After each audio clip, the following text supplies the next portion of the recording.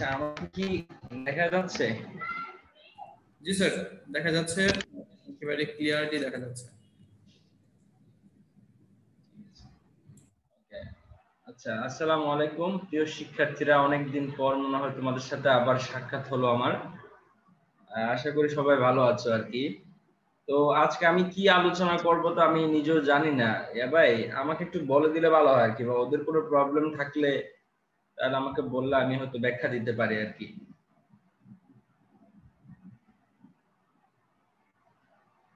রাজন ভাই, ওরা কি আপনাকে কোনো প্রশ্ন পাঠিয়েছে?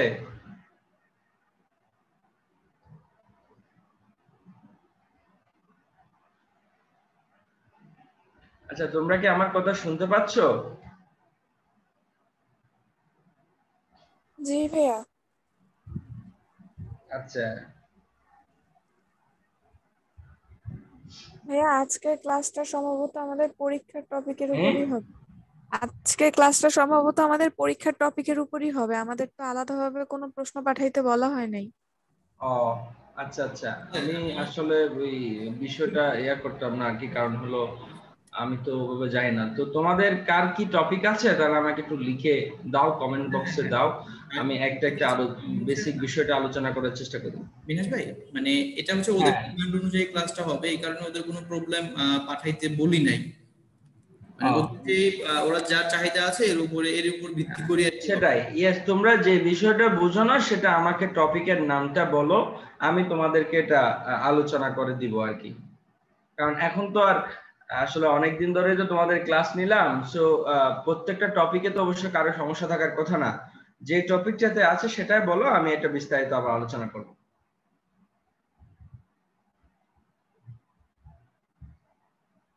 কই কেউ তো কমেন্টস করে না। আসসালামু আলাইকুম বা কেউ প্রশ্ন ভাইয়া। করতে পারবে, সমস্যা নাই, প্রশ্ন করো, কোনো টপিকে সমস্যা থাকলে বলো, একটু লিখে দাও, আমি তোমাদেরকে ইনশাআল্লাহ আনসার দেওয়ার চেষ্টা করব।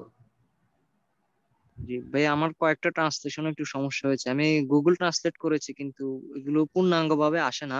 আচ্ছা তো আমি এগুলো শুনো চাচ্ছিলাম ভাইয়া, ইয়েতে গুগল পাঠিয়ে দিতে। ট্রান্সলেশনে জি কিন্তু না না, আমি আমার কথা আমি তোমার কথা বুঝতে পারছি। শুনো, গুগল ট্রান্সলেশনে তো তোমার পূর্ণ অর্থ আসবে না। গুগল ট্রান্সলেশন কি তোমার প্রত্যেকটা জিনিসের ভাব বুঝে কি অনুবাদ করে নাকি ওটা শাব্দিক অনুবাদ করে? আমার কি বুঝতে, জি আমার ভাইয়া। কথা কি বুঝতে পেরেছো? গুগল ট্রান্সলেশনে তো তুমি জি ভাইয়া, অনুবাদ দিয়া বুঝতেছি। করতে পারবে না। ওটা তো ভাবার্থ জি অনুবাদ করে না, ওটা অনুবাদ করে শাব্দিক। তো শব্দ দিয়ে তো পুরো লাইনের অর্থ সবসময় তোমার সঠিক হবে না। গুগল ট্রান্সলেশনটা হলো, এটা হলো সাময়িক একটা ইস্যু, কিন্তু এটা তো তোমার পার্মানেন্ট প্যারামিটার না। জি বুঝছো? তুমি ওই মাধ্যমে গেলে তো অনেক ভুল হবে। জি ভাইয়া, আমি এখন একটু ওইগুলো সেন্ড করবো ভাইয়া লিখে।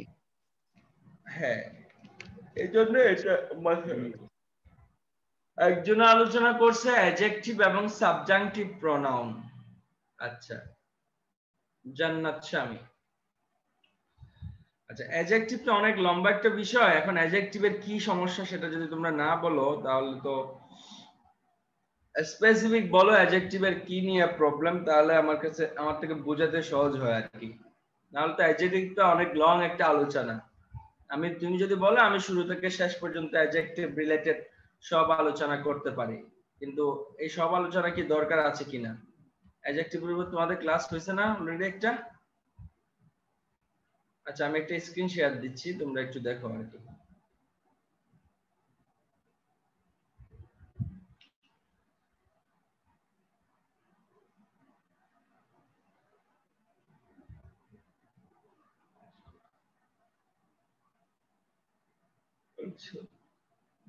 শোনো, আমি পরীক্ষা আসার মতো অ্যাডজেক্টিভ নিয়ে একটু কথা বলি। পরীক্ষা আসার মতো আর কি। আমি যদি ধরো আমি একটা সেন্টেন্স লিখলাম। আচ্ছা, আমি একটা সেন্টেন্স লিখলাম, ব্রিলিয়ান্ট ব্রিলিয়ান্ট স্টুডেন্ট। তোমরা কি সবাই স্ক্রিন দেখতে পাচ্ছ?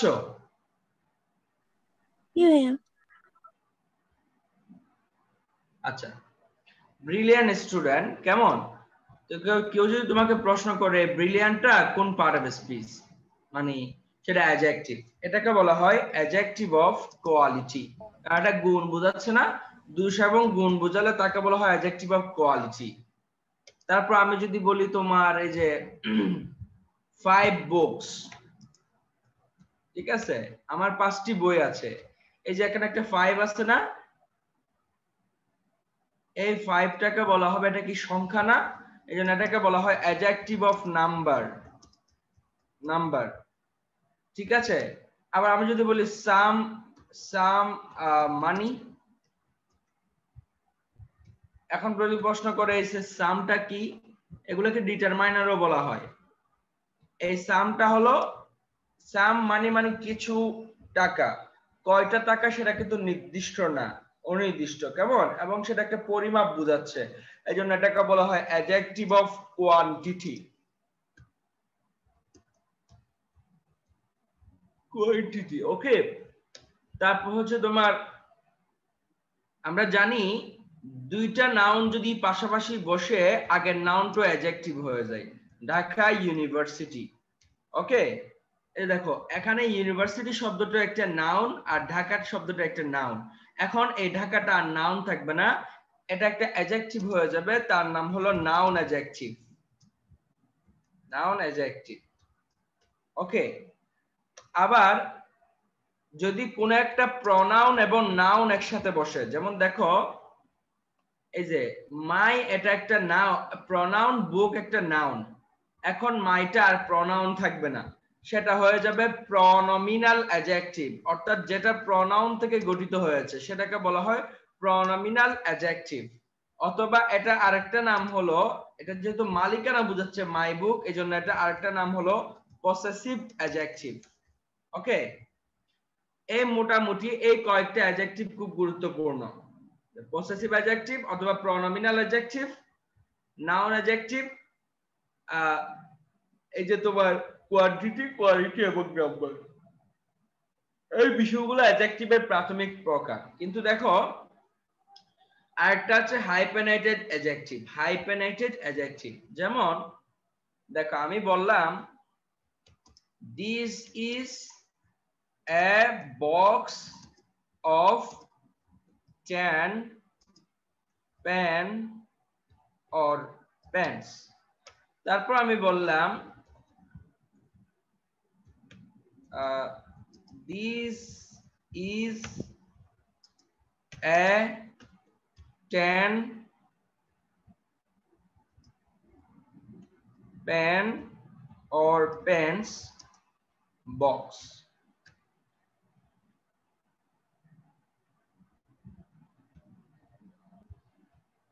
একটু ওয়েট করো।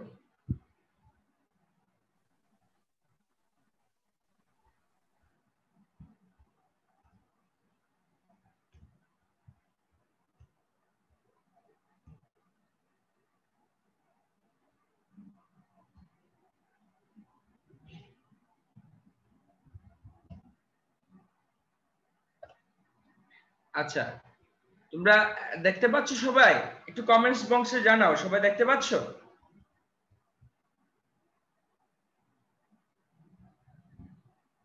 জি ভাইয়া।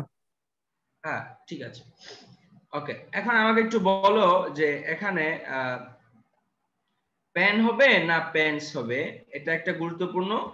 এখানে কি পেন হবে না পেন্স হবে, এই দুটো আনসার তোমরা আমাকে লিখে দাও, আনসার লিখে পাঠাও।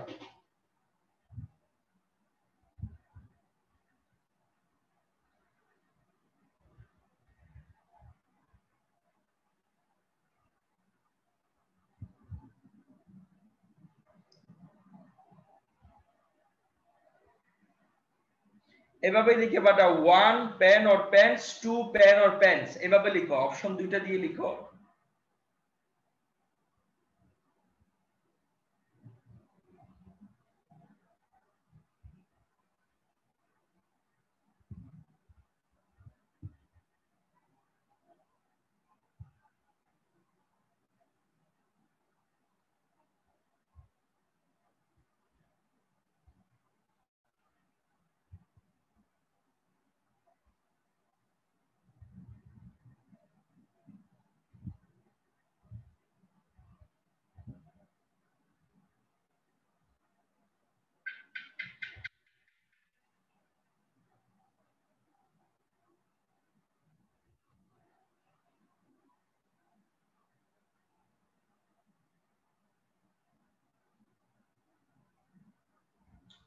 আচ্ছা, তোমরা পার্টিসিপেন্টস আছো আজকে কয়জন?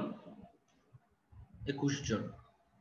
আচ্ছা যাই হোক, দেখো দুই একজনের আনসার হয়েছে কিন্তু বাকিগুলো সবার ভুল হয়েছে। দেখো খেয়াল করো, this is a box of 10 10 pen হবে না পেন্স হবে, 10টা কলম বলছে না, এটি একটি 10টা কলমের বক্স।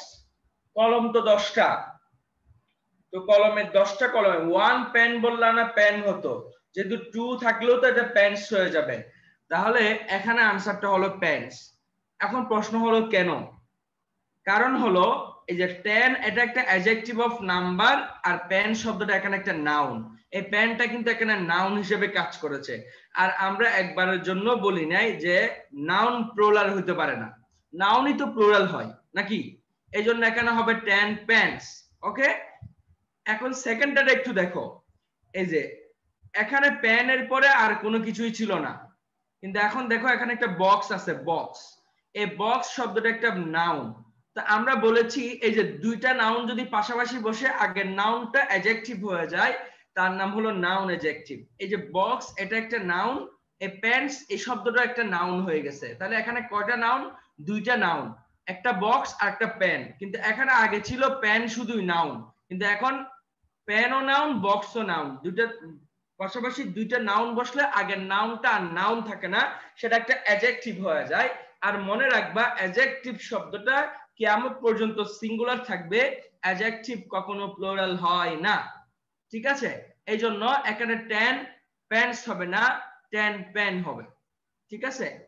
এই যে দেখো মাঝখানে একটা হাইপেন আছে, এই জন্য এটাকে বলা হয় হাইপেনেটেড অ্যাডজেক্টিভ, অর্থাৎ যে কোনো অ্যাডজেক্টিভে কখনো এস বাই এর যুক্ত হয় না, সেটা প্লুরাল হবে না এটা, ঠিক আছে? যেমন আমরা বলতে পারি যে ধরো মানুষের বাড়ি, তাহলে আমরা কখনো এম ই এন বলতে পারবো না, ম্যানস হাউস এরকম বলবো না, আমরা বলবো এন এ এন, এই যে ম্যান সিঙ্গুলারটা বলবো ম্যানস হাউস, অর্থাৎ মানুষের বাড়ি। ওকে, এভাবেই বলবো, ঠিক আছে? অর্থাৎ অ্যাডজেক্টিভ শব্দটা আসলে প্লুরাল হয় না, এটা হলো মূল কথা। দেখো খেয়াল করো,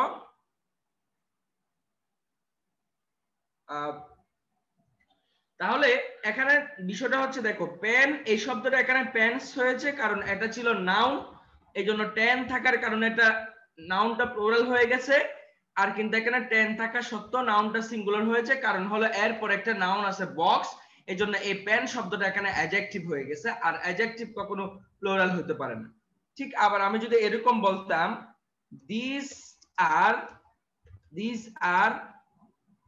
10 pen or pens, box or boxes, দেখি বলো তো কি হবে, দেখি বলো এখানে কি হবে বলো তো? বক্স হবে না বক্সেস হবে, পেন হবে নাকি পেন্স হবে?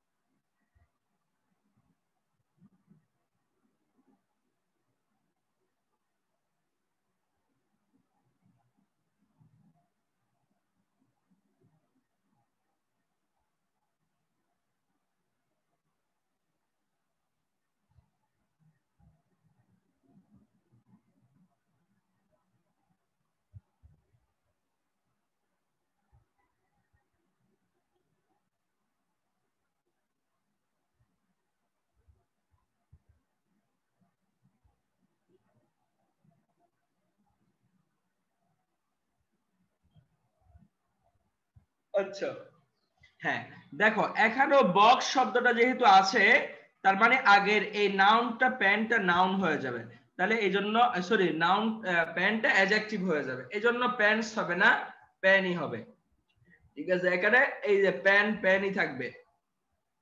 এবার প্রশ্ন হলো যে দেখো এখানে দিস আর দেখো দিস মানে কিন্তু একের অধিক, তাহলে এই নাউনটা অবশ্যই প্লুরাল হবে, বক্সেস হবে, এখানে কিন্তু বক্স হবে না, ঠিক আছে? বক্স হবে না, কিন্তু এখানে কেন বক্স হয়েছিল? কারণ এখানে ছিল দি, এই যে দিস ইজ এই যে ছিল এই জন্য বক্স হয়েছে, ঠিক আছে, আর এখানে যদি দিস আর আছে তার মানে এটা বক্সেস হয়ে যাবে, এই নাউনটা প্লুরাল হয়ে যাবে। ঠিক আছে, তাহলে এই জিনিসটা একটু মাথায় রেখো আর কি, এটাকে বলা হয় হাইপেনেটেড অ্যাডজেক্টিভ। হাইপেনেটেড অ্যাডজেক্টিভ অর্থাৎ মাঝখানে একটা হাইপেন থাকে, এই জন্য এটাকে হাইপেনেটেড অ্যাডজেক্টিভ বলে। অর্থাৎ অ্যাডজেক্টিভ শব্দটা অলওয়েজ সিঙ্গুলার থাকে, অ্যাডজেক্টিভ কখনো প্লুরাল হয় না। গেল। এখন তোমাদেরকে কিছু বলি পরীক্ষার মধ্যে কিভাবে আসে। দেখো এবার বিসিএস এর মধ্যে আসছে। ধরো আমি বললাম আই অ্যাম ওয়াকিং, খেয়াল করো, আই অ্যাম ওয়াকিং।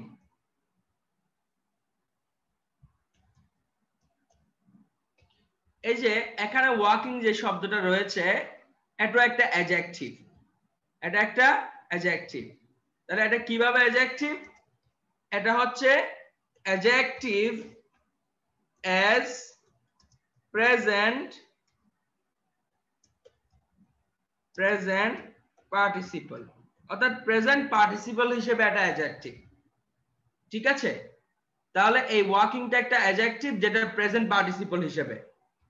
ঠিক একইভাবে আমি বললাম walking along the road I went to market, রাস্তা বরাবর হেঁটে গিয়ে আমি মার্কেটে গিয়েছিলাম। এই যে এখানে যে ওয়াকিংটা রয়েছে সেই ওয়াকিংটাও কিন্তু একটা প্রেজেন্ট পার্টিসিপল। এখানে ওয়াকিং দেখো আই এম ওয়াকিং, আমি হাঁটতেছি, অর্থাৎ এই ওয়াকিংটা আই কে মডিফাই করছে, এই জন্য অ্যাডজেক্টিভ। এখানে এই ওয়াকিং এর কাজটা কে করতেছে? এই যে আই। তাহলে যেটাই নাউন বা প্রনাউনকে মডিফাই করে সেটা কিন্তু অ্যাডজেক্টিভ হয়। ঠিক আছে, তাহলে এই ওয়াকিংটা যদি তোমাকে কেউ জিজ্ঞেস করে তাহলে এটা হচ্ছে adjective as a present participle. এই যে দেখো অ্যাডজেক্টিভ, এটাই হলো হেড মূল বিষয়। আমি সেটাকে উপরে নিয়ে যাই, এখানে দিয়ে দেই।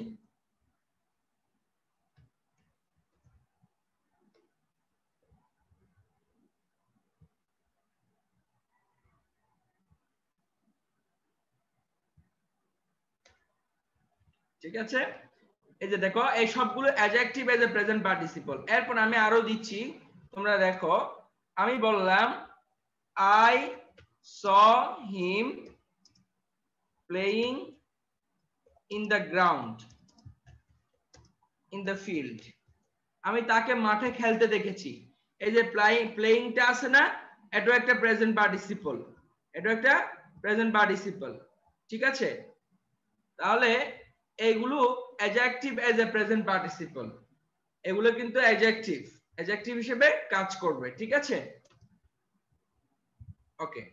তাহলে এই যে যদি এরকম কন্টিনিউয়াস টেন্স থাকে, এই যে বাক্যের শুরুতে আইএনজি থেকে এখানে সাবজেক্টে যদি এই কাজটা করে, তারপর হচ্ছে অবস্থা বর্ণনা করে, তখন এই বিষয়গুলো অলওয়েজ প্রেজেন্ট পার্টিসিপল হবে, আর প্রেজেন্ট পার্টিসিপলটা কিন্তু অ্যাডজেক্টিভ হয়। আবার কিছু আছে পাস্ট পার্টিসিপল, এই যে adjective as past participle, adjective as past participle, এরকমও হয়। তাহলে past participle হিসেবে adjective কোনটা?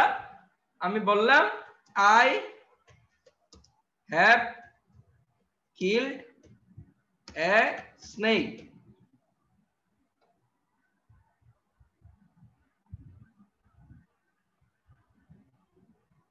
তাহলে এই যে এখানে যে একটা কিল্ড আছে এটা ভার্বের 3 নাম্বার ফর্ম না, ভার্বের পাস্ট পার্টিসিপল। এই যে এটা হলো অ্যাডজেক্টিভ, এটা অ্যাডজেক্টিভ পাস্ট পার্টিসিপল হিসেবে। এরপর আমি বললাম দা রিটেন বুক ইজ এক্সিলেন্ট, তাহলে এই যে রিটেনটা বললাম, এই রিটেনটা ভার্বের 3 নাম্বার ফর্ম, এটা adjective as a past participle, adjective as a past participle. কেমন? একটা প্রশ্ন আসছিল ঢাকা বিশ্ববিদ্যালয়ে গত বছরই, প্রশ্নটা ছিল এরকম, এ লস্ট অপরচুনিটি, এই যে তখন জিজ্ঞেস করেছিল এই লস্ট এই শব্দটা কোন পার্ট অফ স্পিচ, এটা পাস্ট পার্টিসিপল হিসেবে অ্যাডজেক্টিভ। তাহলে এগুলো হলো প্রেজেন্ট পার্টিসিপল হিসেবে অ্যাডজেক্টিভ, আর এগুলো হলো পাস্ট পার্টিসিপল হিসেবে অ্যাডজেক্টিভ, এই শব্দগুলো। কেমন? তারপর অ্যাডজেক্টিভে আরেকটা বিষয় আছে, সেটা হচ্ছে এনাফ এর ব্যবহার। এনাফ প্লাস নাউন হয়, এনাফ প্লাস নাউন হয়, আর adjective and adverb plus enough হয়। এই জিনিসটা একটু গুরুত্বপূর্ণ। দেখো যে আমি বললাম আই হ্যাভ এনাফ মানি, আমার অনেক টাকা আছে। দেখো তো এই যে এনাফ এই শব্দটার পরে কিন্তু নাউন বসছে, এই দেখো, তাহলে এনাফ এর পরে নাউন বসে। আরেকটা হচ্ছে he is beautiful, beautiful enough, he is beautiful enough, the car runs fast enough। এই যে এই দুটো সেন্টেন্সের মধ্যে দেখো তুমি, এই যে এই বিউটিফুলটা হলো অ্যাডজেক্টিভ আর এই ফার্স্ট শব্দটা হলো অ্যাডভার্ব। অর্থাৎ দেখো নাউনটা বসবে এনাফ এর পরে, আর অ্যাডজেক্টিভ এবং অ্যাডভার্ব বসবে এনাফ এর আগে। ঠিক আছে, এই জিনিসটা পরীক্ষায় আসে, এটা একটা গুরুত্বপূর্ণ যেটা পরীক্ষার মধ্যে আসে।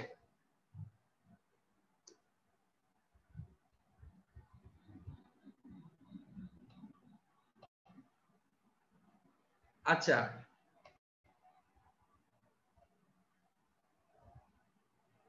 এবার আসো এই অ্যাডজেক্টিভের সাথে লিঙ্কিং ভার্ব নামে একটা কিছু ভার্ব রয়েছে, যে ভার্বগুলো এটার সাথে রিলেটেড। লিঙ্কিং ভার্ব কেমন, এই প্রশ্নটা আসে পরীক্ষার মধ্যে। লিঙ্কিং ভার্ব গুলো অ্যাডজেক্টিভের সাথে সম্পর্কিত কিভাবে, দেখো যে কিছু লিঙ্কিং ভার্ব রয়েছে, যেমন হলো বি, বিকাম, রিমেইন, এগুলো হলো লিঙ্কিং ভার্ব। রিমেইন, স্টে,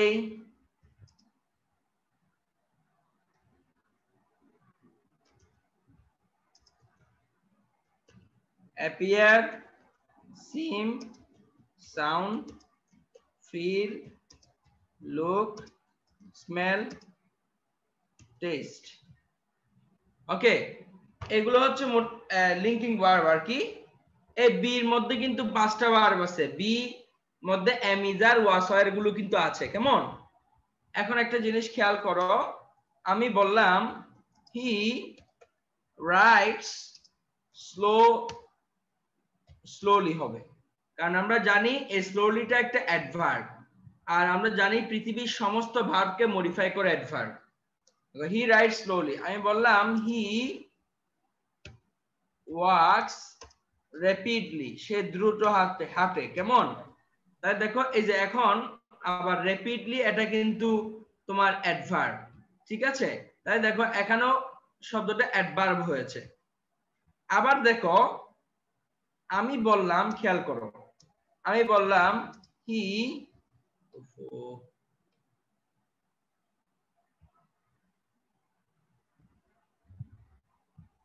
আমি বললাম দেখো হি লুকস বিউটিফুল। আবার দেখো এরপর আমি বললাম হি রিমেইনস সাইলেন্ট। খেয়াল করো এই দুইটা জিনিসের মধ্যে একটু পার্থক্যটা লক্ষ্য করো, যে তোমার এই দুটো ভার্ব দেখো, এগুলো আমি বোল্ড করে দিলাম, এই দুটো ভার্ব। আবার এখানে লুকস একটা ভার্ব আছে, সেটাও একটা ভার্ব। এই যে এটাও একটা ভার্ব, আবার এই রিমেইনস একটা ভার্ব। খেয়াল করে দেখো, তুমি অলরেডি বুঝতে পারছো যে হি রাইটস স্লোলি, অর্থাৎ এই দুইটা ভার্বকে মডিফাই করছে অ্যাডভার্ব। দেখো তো এই যে সে কিভাবে লিখে, কিভাবে হাঁটে, র্যাপিডলি। স্লোলি, কেমন, এগুলো কিন্তু অ্যাডভার্ব। দেখো এখানে কিন্তু আমি অ্যাডভার্ব বসাই না, দেখো এটা কিন্তু অ্যাডজেক্টিভ, এটা আবার অ্যাডজেক্টিভ। তাহলে আমি বুঝতে পারছি, দেখো এই লুকস ভার্বটা কিন্তু এখানে আছে, এই যে দেখো লিঙ্কিং ভার্ব। আর হলো তোমার স্মেল, সরি, এই যে রিমেইনস ভার্বটা কিন্তু এখানে আছে, এই যে দেখো রিমেইন। তাহলে এই রিমেইন ভার্বটা আছে, লুক ভার্বটা আছে, অর্থাৎ এগুলো লিঙ্কিং ভার্ব। আর মনে রাখবা লিঙ্কিং ভার্বের পরে কোন একটা ওয়ার্ড থাকলে সেটা কিন্তু অ্যাডজেক্টিভ হয়, সাধারণত অ্যাডজেক্টিভ হয়। এবার একটু খেয়াল করো, দেখো আমি বললাম হি ইজ ভেরি গুড। এখন প্রশ্ন হলো যে এই ভেরিটা তো অ্যাডভার্ব, কেমন, এই ভেরি অ্যাডভার্ব, গুডটা অ্যাডজেক্টিভ। দেখো লিঙ্কিং ভার্বের পর ইজ কিন্তু একটা লিঙ্কিং ভার্ব, তাহলে লিঙ্কিং ভার্বের পর সরাসরি একটা ওয়ার্ড থাকলে সেটা অ্যাডভার্ব হবে না, একটা ওয়ার্ড থাকলে সেটা অ্যাডভার্ব হবে না, কেমন, একটা ওয়ার্ড থাকলে সেটা অ্যাডভার্ব হবে না। এরপর একটা অ্যাডজেক্টিভ থাকবে, এই যে দেখো অ্যাডজেক্টিভ। অর্থাৎ লিঙ্কিং ভার্বগুলোর পরে যে অ্যাডভার্ব থাকবে না, এই কথা মিথ্যা। অর্থাৎ লিঙ্কিং ভার্বগুলো অ্যাডভার্বকে মডিফাই করে না। যেমন দেখো এই যে লিঙ্কিং ভার্বগুলোকে অ্যাডভার্ব মডিফাই করতে, এই অ্যাডজেক্টিভটা কিন্তু মডিফাই করছে হি কে, লুকস কে মডিফাই করে নাই। সাইলেন্ট এটা মডিফাই করেছে হি কে, রিমেইনস কে মডিফাই করে নাই, ঠিক আছে। তাহলে হি ইজ ভেরি গুড, এই ভেরিটা কিন্তু অ্যাডভার্ব। তার মানে লিঙ্কিং ভার্বের পর অ্যাডভার্ব বসতে পারবে না এটা না, অ্যাডভার্ব মডিফাই করবে না। দেখো তো এই ভেরি কি ইজ কে মডিফাই করছে? না, ভেরিটা মডিফাই করছে গুড কে। অর্থাৎ একটা ওয়ার্ড থাকলে সাধারণত সেটা অ্যাডজেক্টিভ হয়, দুইটা ওয়ার্ড থাকলে আগেরটা অ্যাডজেক্টিভ পরেরটা আগেরটা অ্যাডভার্ব পরেরটা অ্যাডজেক্টিভ হতে পারে, অর্থাৎ অ্যাডজেক্টিভ থাকবেই। আবার দেখো হি, খেয়াল করো, হি বিকামস এ ডক্টর, খেয়াল করো, হি বিকামস এ ডক্টর। এখন প্রশ্ন হলো যে এখন তো নাউন হইছে না, এই যে ডক্টরটা তো নাউন, ঠিক না, কিন্তু দেখো এর আগে একটা এ বসছে, হি বিকামস এ ডক্টর, এটা কিন্তু অ্যাডজেক্টিভ, এটা কিন্তু অ্যাডজেক্টিভ। অর্থাৎ লিঙ্কিং ভার্বের পর সাধারণত একটা অ্যাডজেক্টিভ থাকে, সরাসরি কোনো অ্যাডভার্ব থাকে না। এটা হচ্ছে লিঙ্কিং ভার্বের মূল বিষয় আর কি। ঠিক, আবার একটা জিনিস মনে রাখবা, চারটা ভার্ব আছে, এই যে ফিল, লুক, স্মেল, টেস্ট। এই চারটা ভার্বের পর দেখো, যদি খেয়াল করো আমি বললাম he feels me bad or badly, আর হলো হি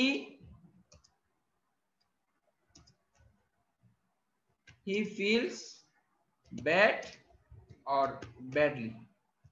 কথাটা খুব ভালো করে শুনো, দেখো যখন এই যে ফিল, এটা একটা লিঙ্কিং ভার্ব, তারপর অবশ্যই অ্যাডজেক্টিভ হবে, অ্যাডভার্ব হবে না, এই জন্য এখানে হি ফিলস ব্যাড হবে। কিন্তু এখানে দেখো একটা অবজেক্ট আছে, অবজেক্ট। যদি কোন লিঙ্কিং ভার্বের পর, অর্থাৎ ফিল, লুক, স্মেল, টেস্ট, এই চারটা লিঙ্কিং ভার্বের পর কোন একটা অবজেক্ট থাকে, তাহলে কিন্তু আবার অ্যাডজেক্টিভ না হয়ে অ্যাডভার্ব হয়ে যাবে। অর্থাৎ হি ফিলস মি ব্যাডলি হবে, নট ব্যাড। তাহলে দেখো হি feels bad but he feels me badly, ঠিক আছে।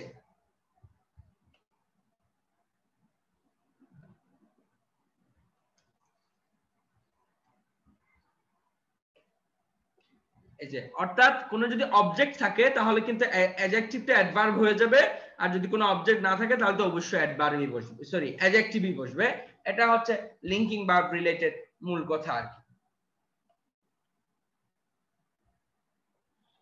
এবার একটা জিনিস খেয়াল করো, দেখো আমি বললাম হি ইজ ওয়েল, এই ওয়েলটা মূলত একটা অ্যাডভার্ব, কিন্তু যেহেতু এই ইজটা একটা লিঙ্কিং ভার্ব, লিঙ্কিং ভার্ব সরাসরি অ্যাডভার্ব বসে না, তার মানে এখানে ওয়েলটা হলো অ্যাডজেক্টিভ, এই ওয়েলটা কিন্তু এখানে অ্যাডজেক্টিভ, কেমন, অ্যাডজেক্টিভ।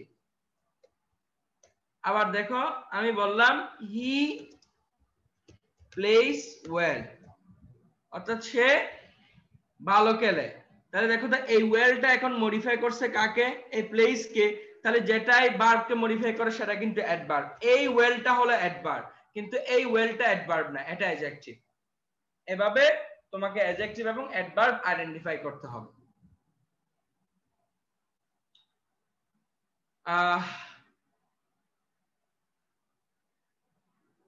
এটাই হচ্ছে তোমাদের মোটামুটি অ্যাডজেক্টিভ নিয়ে আর কি, যা দরকার আমি একটা না আলোচনা করেছি আর কি। তোমরা কি বুঝতে পারছো? বুঝতে পারছো বিষয়টা? জি ভাইয়া।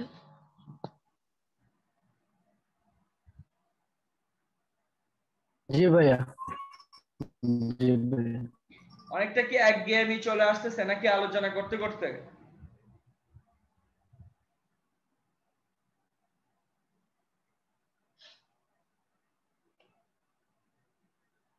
আচ্ছা, সো সাস টু ভেরি এগুলার ব্যবহার একটু বলবেন। আচ্ছা ঠিক আছে, আমি এগুলা নিয়ে একটু কথা বলি।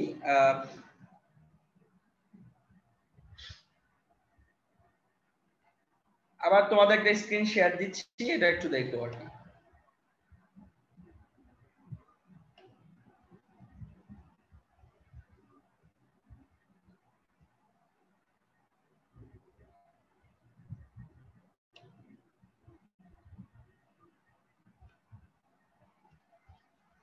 আচ্ছা দেখো, যদি কোনো একটা সেন্টেন্সে সো থাকে আমরা জানি তার সাথে অ্যাজ হয়, অথবা অ্যাজ থাকলেও তার সাথে অ্যাজ হয়। এগুলাকে বলা হয় কোরিলেটিভ কনজাংশন। যেমন দেখো আমি বললাম he is as tall as I, সে আমার মতো লম্বা। খেয়াল করো, সে আমার মতো লম্বা। আচ্ছা, এরপর আমি বললাম, আমরা পরের পেজে চলে যাই, তাহলে সে আমার মতো লম্বা। ওহো, এটার মাঝখানে লিখে পেলাম নাকি? আচ্ছা, এখন প্রশ্ন হলো দেখো, এরপর আমি এটাকে এইভাবেও বলতে পারি, he is not so tall as I, সে আমার মতো লম্বা না। ঠিক আছে, এভাবে আমরা বলতে পারি। এখন প্রশ্ন হলো, খেয়াল করে দেখো, যদি কোনো একটা সেন্টেন্সে সো থাকে তার জন্য মাঝখানে অ্যাডজেক্টিভ বসবে এবং এখানে অ্যাজ হবে। ঠিক আছে, সো অ্যাজ, এখানে মাঝখানে কিন্তু অ্যাডজেক্টিভ বসবে। ঠিক আছে, মাঝখানে অ্যাডজেক্টিভ বসবে। তাহলে সো থাকলে তার সাথে অ্যাজ হবে, মাঝখানে অ্যাডজেক্টিভ বসে, অ্যাডজেক্টিভও বসতে পারে অথবা অ্যাডভার্বও বসতে পারে। অ্যাডভার্ব কেমন? যেমন দেখো আমি বললাম মাই কার, খেয়াল করো, my car is my car runs as fast as hers, আমার গাড়িটি তার গাড়ির মতোই দ্রুত দৌড়ে। তাহলে দেখো তো, এই যে as fast as, এটা কিন্তু অ্যাডভার্ব, অর্থাৎ সো থাকলে, as থাকলে অথবা as থাকলে এগুলোর ক্ষেত্রে মাঝখানে অ্যাডজেক্টিভ অথবা অ্যাডভার্ব বসবে, এবং সো থাকলে as হয়, as থাকলে as হয়। গেল, এটা গেল হলো দুইটা। এরপর হলো আরেকটা হলো সাস থাকলে, এই যে সাস থাকলে মাঝখানে নাউন বসে আর এখানেও অ্যাজ হবে, অথবা তোমার দা সেম থাকলো, সেম, দা সেম থাকলো মাঝখানে নাউন হবে এবং এদিকে হবে অ্যাজ। যেমন দেখো আমি তোমাদেরকে এক্সাম্পল দেই,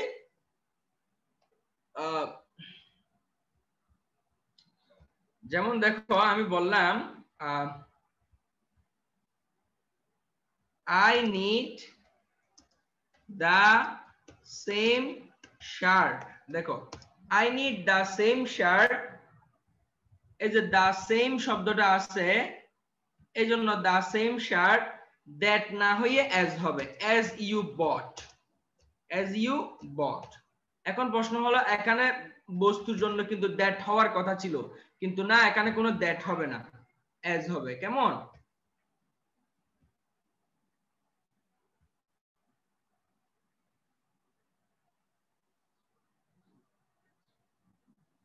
আচ্ছা ঠিক আছে, এখানে as হবে, এটা একটু মাথায় রাখতে হবে। গেল, আবার ঠিক একইভাবে আমি বলতে পারি I need such a boy as will be honest, খেয়াল করো, as will be honest, আমার এমন একজন ছেলে প্রয়োজন যে হবে সৎ। তাহলে এখানে ব্যক্তিকে ইন্ডিকেট করার জন্য কিন্তু হু হওয়ার কথা ছিল, হু উইল বি অনেস্ট হওয়ার কথা ছিল, কিন্তু এখানে যেহেতু সাজ আছে তার জন্য হু হবে না, তার জন্য হু হবে না, এই জন্য এখানে সাজ আছে বলে এখানে অ্যাজ হবে। ঠিক আছে, সাজ থাকলে অ্যাজ হয়, দা সেম থাকলেও অ্যাজ হয়। আবার দেখো সো থাকলে তার সাথে দ্যাট হয়, কেমন? আবার টু থাকলে তার সাথে টু হয়, তার সাথে টু হবে। যেমন দেখো he is so weak that he can not speak, সে এত দুর্বল যে সে কথা বলতে পারছে না। তাই দেখো এই যে সো আছে এই জন্য তার সাথে দ্যাট হয়েছে, দেখতেই পাচ্ছ এই যে এখানে দ্যাট হয়েছে। ঠিক আছে, তো সো থাকলে দ্যাট হবে। এখন এটা একটা কমপ্লেক্স সেন্টেন্স, আমরা জানি দুইটা ক্লজ আছে, এটাকে আমরা সিম্পল করব। তাহলে কিভাবে করব? দেখো হি ইজ, এই যে সোর জায়গায় আমরা টু বসাবো, টু উইক, টু উইক, এই দ্যাট এর জায়গায়ও টু বসাবো, টু, তারপর মেইন ভার্বটা বসাই দেব টু ওয়ার। দেখো টু থাকলে তার সাথে কিন্তু টু হয়, এই যে এখানে টু হবে। ঠিক আছে, এটা হলো the same as, so that, to too এর মধ্যে পার্থক্য আর কি, ব্যবহার, এগুলোর ব্যবহার, এটা একটু মাথায় রাখো। আচ্ছা,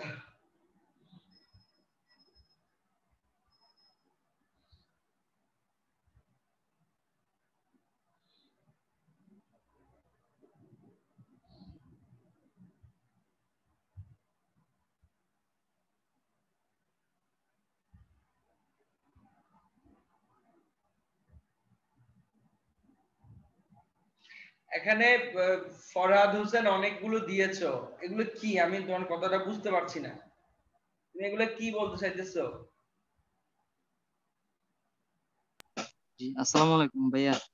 হ্যাঁ এগুলো বলো। আর কি, জি ভাইয়া, এগুলোর অনুবাদ আর কি, এগুলো জাহাঙ্গীরনগর বিশ্ববিদ্যালয়ের প্রশ্ন আর কি, ওরা ওখানে প্রশ্ন ব্যাংকে ওরা অনুবাদ দেয় না এগুলোর, আমি নিজেও বের করেছি কিন্তু এগুলা মিলতেছে না আর কি, মিলাইতে পারতেছি না। আচ্ছা, এই জিনিসগুলো তো আসলে তোমার শব্দার্থ জানতে হবে, অনেকগুলো বিষয় জানতে হয় আর কি। এখানে মূল বিষয়টা পূবেতে বন্দনা করলাম পূবের বানস্বর, এটার অনুবাদ তো আমি নিজেও তো পারবো না, এটা অনুবাদ তো আমার নিজেরও পক্ষে, আমি বাংলাটাই বুঝতেছি না, আমি ইংরেজি কি বলবো? মানবতায় বড় ধর্ম, এটার অনুবাদ করা যাবে humanity is a great virtue. আর হলো এই হচ্ছে আকৃতির জগৎ থেকে নিরাকৃত বিশ্ব অভিপ্রায়, এটাও করা যাবে কিন্তু একটু টাইম লাগবে আর কি, কারণ শব্দগুলোর বিষয়টা বুঝতে হবে। 2012 সালে জাহাঙ্গীরনগর বিশ্ববিদ্যালয়ের চারুকলা বিভাগ চালু হয়েছিল, এটা তো বলা যাবে।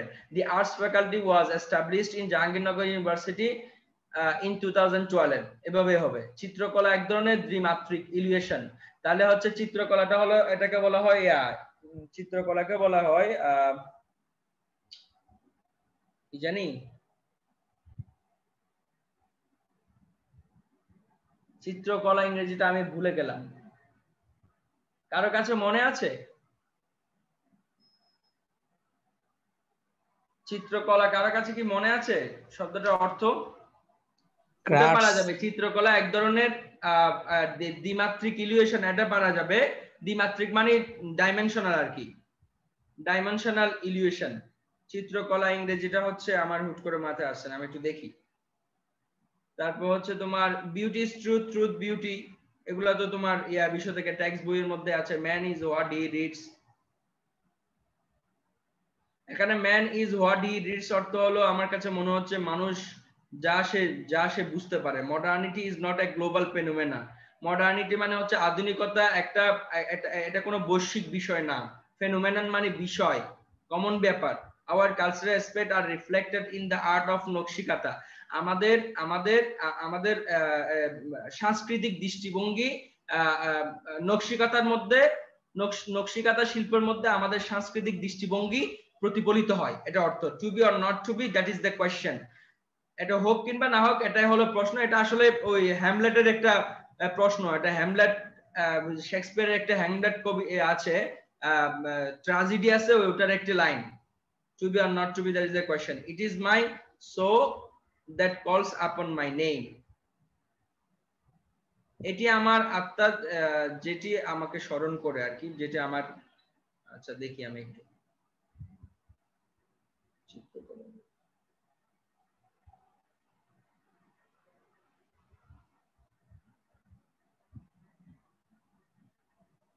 It's my soul, S O U, soul মানে আসলে ফরাসি মুদ্রা, কেমন, that calls upon my name, অর্থাৎ এটি হচ্ছে ইটস মাই সো, এটি আমার একটা পরিচিতি, আসলে এই টাইপের একটা কিছু বুঝাবে এখানে, that calls upon my name, যেখানে আমার নাম লেখা, যেটা আমার নামকে স্মরণ রাখে।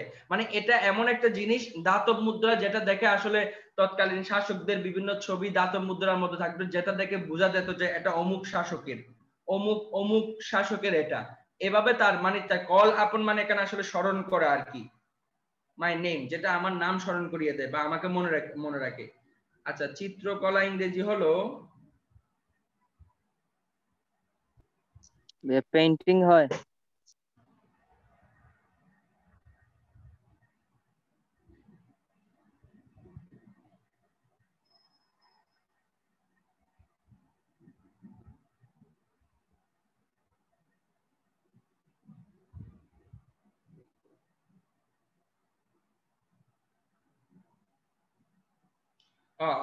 পোর্ট্রেচার অথবা ইমাজিনারি, এটা ব্যঙ্গ কল্পনা হয়ে যায়, কল্পিত মূর্তি হয়ে যায়। আচ্ছা, এটা একটা প্রপার ওয়ার্ড খুঁজে বের করতে হবে, এই মুহূর্তে আমার মাথায় আসছে না। হ্যাঁ, পেইন্টিং হতে পারে, পেইন্টিং, চিত্রকলা, পেইন্টিং হতে পারে। Painting is one kind of dimensional illusion, এরকমই হবে ইংরেজিটা। ঠিক আছে। আচ্ছা, আমরা ভাই, আপনি হচ্ছে একটু প্রশ্নটা একটু দেখার আর কি, যে প্রশ্ন আজকে কে কত পাইছে এটা একটু দেখি। এটা একটু ডিফিকাল্ট, কি বলে এটা, অ্যাপ্রোপ্রিয়েট প্রিপজিশন, এটা একটু সলভ করে দেই, এটা একটু টাইম লাগবে সলভ করতে, এই জন্য। রাজন ভাই, আপনি কি আছেন?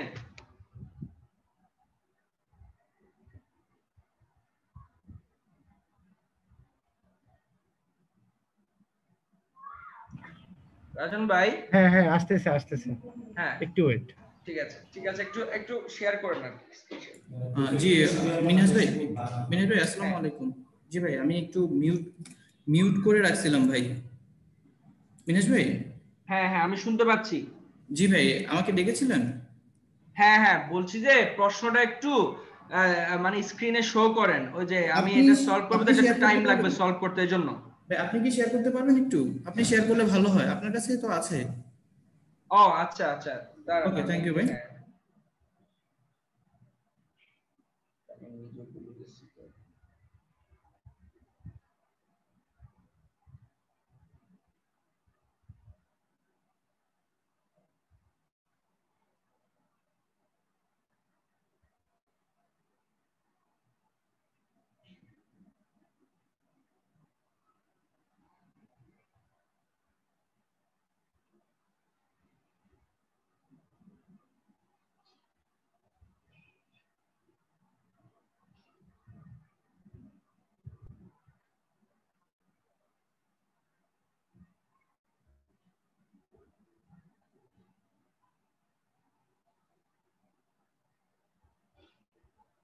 একটু ওয়েট করো, এটা অন হতে একটু টাইম নিচ্ছে তো, পিডিএফ ফাইল, এই জন্য।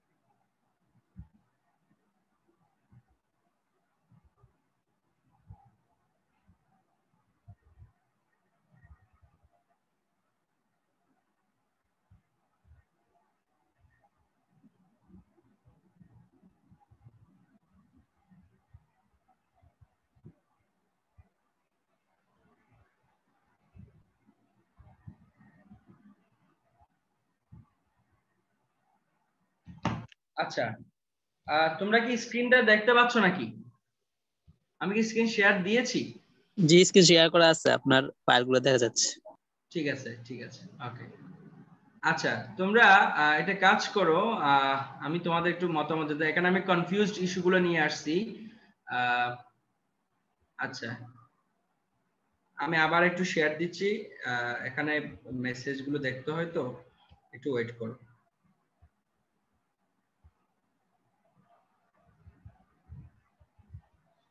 আচ্ছা, হ্যাঁ, এবার আমাকে এই 1 নাম্বার প্রশ্নের আনসারটা সবাই দাও, একটু কমেন্টস বক্স করে যে তোমরা কোনটা আনসার দিয়েছো। 1 নাম্বারটা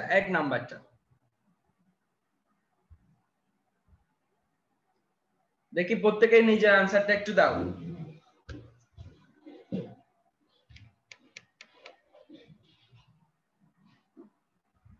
ওই বাকিদের কি অবস্থা? এখানে তো পার্টিসিপেন্টস কতজন আছে এখন? 18 জন। 18 জন আনসার দাও না কেন?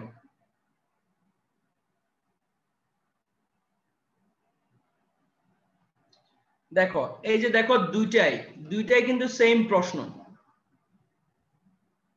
প্রশ্ন। আমি এই জন্য কনফিউশন গুলো দূর করার জন্য এভাবে দিয়েছি। শোনো, মনে রাখবা, এই যে দেখো, হিলসা ফিশ মানে হচ্ছে ইলিশ মাছ, abounds in Padma, abounds in হবে, এই যে ইন পদ্মা, কেমন? ইন দা পদ্মা, যদি কোনো জায়গার নাম থাকে তখন কিন্তু এই ইনটাই হবে, আনসার হবে এই যে এটাই, মানে 1 নাম্বার আনসার 1 হবে এ। ওকে, আবার দেখো, যদি কোনো কিছু দ্বারা পূর্ণ হয়, দ্বারা ভরপুর হয়, উইথ, তাহলে তখন প্রিপজিশন হবে উইথ। এই যে the Padma abounds with hilsa fish, আর এখানে অ্যাবাউন্ডস ইন হিলসা ফিশ, অর্থাৎ তাহলে অ্যাবাউন্ডস এর পরে বুঝতে পারছো, অ্যাবাউন্ডস এর পরে আচ্ছা, আমি একটু পেইন্টিং করে দেই, তাহলে বেটার হয়, একটু ওয়েট করো।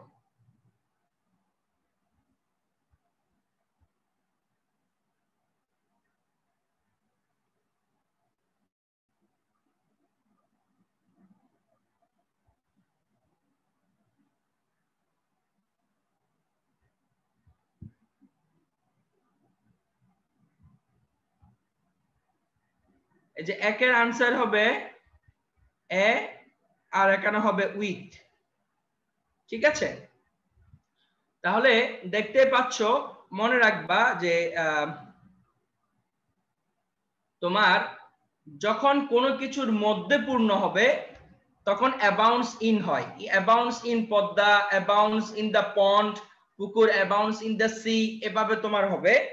আর যদি কোনো কিছু যেটা দ্বারা পূর্ণ হবে তার সাথে কিন্তু অ্যাবাউন্ডস উইথ হয়, এই যে দেখো, the Padma abounds with hilsa fish. Okay, এভাবে হবে। এবার দেখি, তোমরা একটু বলো যে ওরে আল্লাহ, সব জায়গায় দেখি ড্র হইতেছে।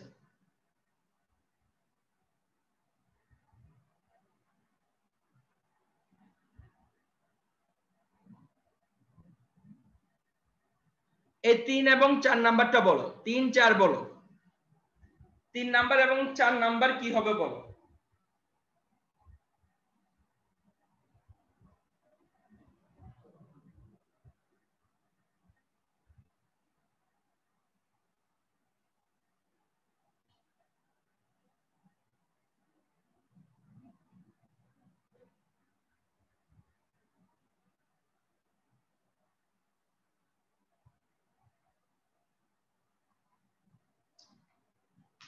হ্যাঁ, 3 এবং 4 লিখে তোমরা দাও, আমাকে আনসার দাও, তাহলে আমার বুঝতে সহজ হয় আর কি।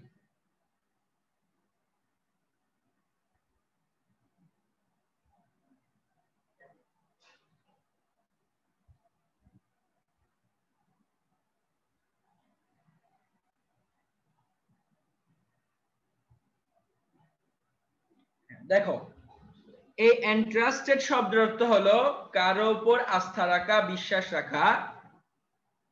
তো এই এন্ট্রাস্টের পরে প্রিপজিশন টু হতে পারে, উইথ হতে পারে। যখন কোনো ব্যক্তি থাকবে, এই যে ডিয়ার আঙ্কেল, এটা কিন্তু ব্যক্তি, তাহলে কারো উপর কোনো কিছু বিশ্বাস রেখে রাখা বা দেওয়া, এটাই হচ্ছে এন্ট্রাস্টেড টু, এখানে আনসার হবে এন্ট্রাস্টেড টু, ব্যক্তি আছে এই জন্য। আবার যদি কোনো বিষয়ের সাথে হয় নিউ অ্যান্ড গ্রেটার ইকোনমিক পাওয়ার, এটা কিন্তু একটা কোনো ব্যক্তি না, এটা একটা বিষয়, এটা একটা সাবজেক্ট, তখন কিন্তু এন্ট্রাস্টেড উইথ হয়, তখন এন্ট্রাস্টেড উইথ হবে।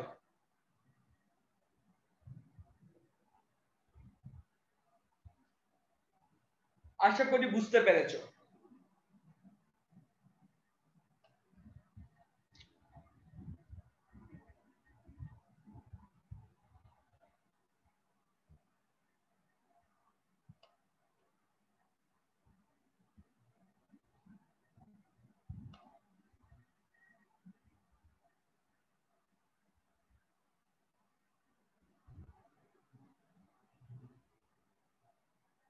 তাহলে এখানে আনসার কি 1 আর আচ্ছা এগুলো তো আনসার দিয়ে দিলাম।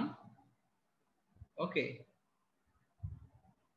এবার তোমরা এই 5 এবং 6 এগুলো বলো, 5 এবং 6 বলো, 5 এবং 6 নাম্বারটা বলো।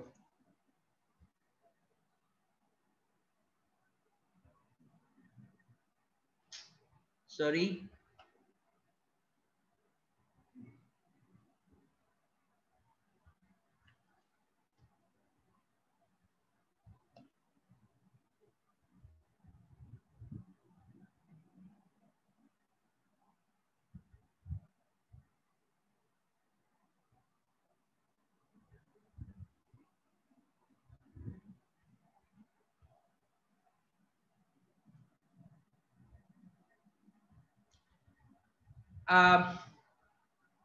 এবার এই প্রশ্নটা বিসিএস এ আসছিল, এই যে এই প্রশ্নটা বিসিএস এ আসছে এবার 41তম বিসিএস এর মধ্যে।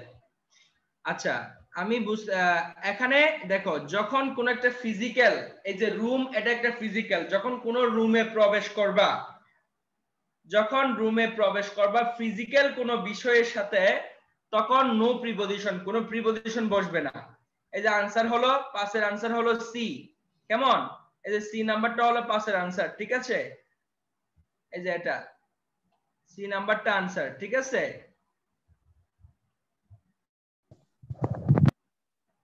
সি নাম্বারটা আনসার। আর উই হ্যাভ রিসেন্টলি এন্টার্ড, যখন কোন চুক্তিতে, কোন একটা আলোচনায়, এই ধরনের কোন ফিজিক্যাল বিষয় না, কোন একটা অ্যাবস্ট্রাক্ট বিষয়, মানে যেটা ধরা যায় না, ছোঁয়া যায় না, এটাকে বলা হয় অ্যাবস্ট্রাক্ট। আর রুমকে বলা হয় ফিজিক্যাল, ম্যাটেরিয়াল। কোন একটা রুমের মধ্যে ফিজিক্যাল কোন বিষয়ে যদি কেউ ঢুকে প্রবেশ করছে, তাহলে এন্টার্ড এর পরে প্রিপজিশন বসবে না। আর যদি কোনো আলোচনায়, কোন একটা ডিসকাশনে যদি কেউ বসে এবং এই ধরনের আলোচনা অংশগ্রহণ করে, তখন এন্টার্ড ইনটু দ্য ডিসকাশন, এরকম হয়। এখন এখন এখানে এখানে ইনটু হবে, ঠিক আছে? ইনটু হবে।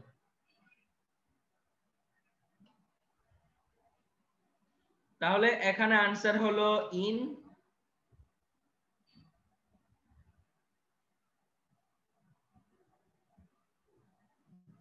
আর এখানে হবে উইথ, এখানে হবে হচ্ছে ইন্টারেস্টেড টু,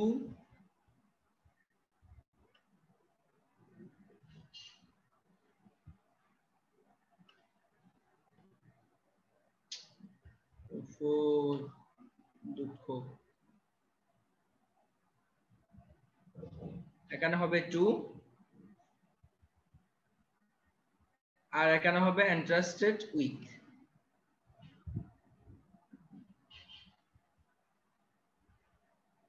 হ্যাঁ, আচ্ছা যাক, এখন তোমরা এখানে 6টা গেল। এবার এই যে 7 এবং 8 এই দুইটা বলো, 7 এবং 8 এই দুইটা বলো।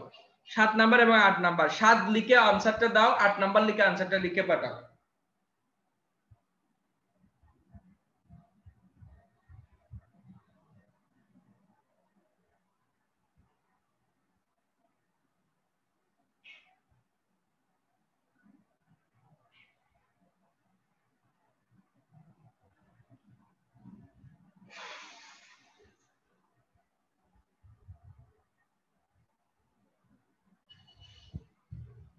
কই কেউ আনসার দাও না কেন?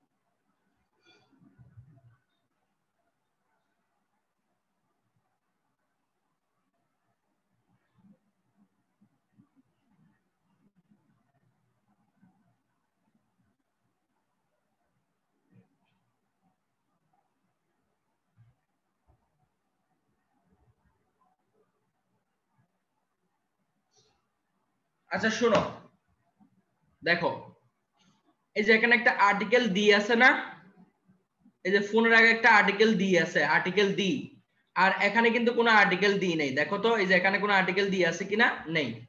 মনে রাখবা যদি এরকম ফোন, টেলিফোন এগুলো শুরুতে আর্টিকেল দি থাকে তখন কিন্তু এই যে ওভার এবং অন দুইটাই হতে পারে। অর্থাৎ B requested to Rini over the phone অথবা অন দ্য ফোন, দুইটাই হতে পারে, এ এবং বি। কেমন? এই যে আনসার হলো এটাই, ডি নাম্বারটা হলো আনসার, ডি নাম্বারটা হলো answer, both A and B. আবার দেখো এখানে কিন্তু কোনো ইয়া নেই, আর্টিকেল নেই, কোনো আর্টিকেল দি নেই, তখন কিন্তু বাই হবে। এই যে তখন আনসার হবে বাই,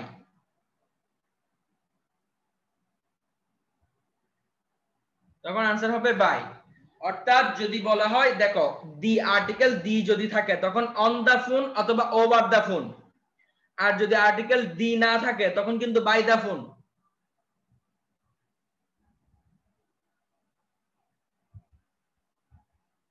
ঠিক আছে, ওকে।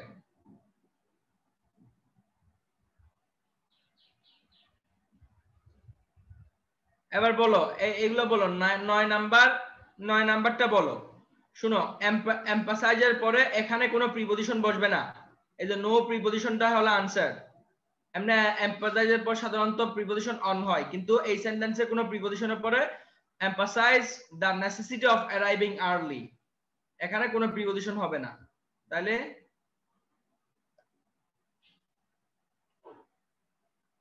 এখানে আনসার হলো নো প্রিপজিশন। আর কোন একটা প্লটে, প্লট মানে চক্রান্ত, ঠিক আছে, কোন একটা ষড়যন্ত্র চক্রান্তে লিপ্ত হওয়ার ক্ষেত্রে কিন্তু কনসার্ন ইন হয়, ইন হয়।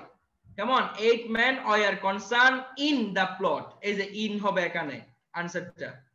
তাহলে মূল বিষয়টা হলো যদি কোন একটা ষড়যন্ত্রে লিপ্ত থাকা অর্থে কনসার্নের পরে প্রিপজিশন ইন হবে। আর I have no pen to write with, এখানে প্রিপজিশন উইথ হবে, with. I have no pen to write with অর্থ হলো আমার লেখার মতো কোনো কলম নেই। তাহলে the to write with, the pen to write with এত অর্থ হলো লেখার মতো কলম বা লেখার কলম, আমার লেখার মতো কোনো কলম নেই। এটা হলো to the I have no pen to write with হবে প্রিপজিশন। ঠিক আছে, তারপর দেখো the walls of our house have been painted, এই যে এখন পেইন্টেড এর পরে কোনো প্রিপজিশন বসবে না, নো প্রিপজিশন, এটাই आंसर, নো প্রিপজিশন।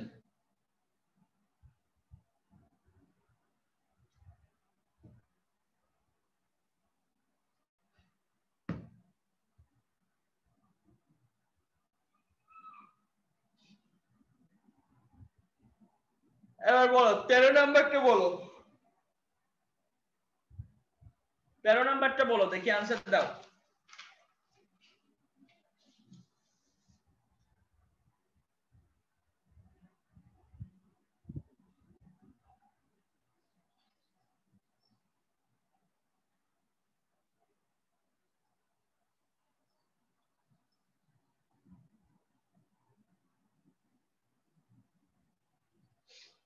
দেখো এই যে ডিল আছে না, ডিল ইন, ডিল ইন শব্দের অর্থ হলো ব্যবসা করা, আর ডিলস উইথ মানে হচ্ছে কারোর সাথে কমিউনিকেট করা।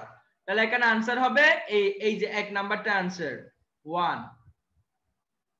সে চালের ব্যবসা করে but doesn't know how to deal with customer. কেমন? এখানে উইথ হবে, এখানে তো উইথ পড়ে গেছে একটা অতিরিক্ত, সরি এই উইথটা হবে না, মানে এখানে অপশনেই উইথ থাকার কথা আর কি। যাই হোক গেল। দেখি 14 নাম্বারটা বলো, 14 লিখে আনসারটা দাও দেখি, তোমরা 14 লিখে আনসারটা দাও।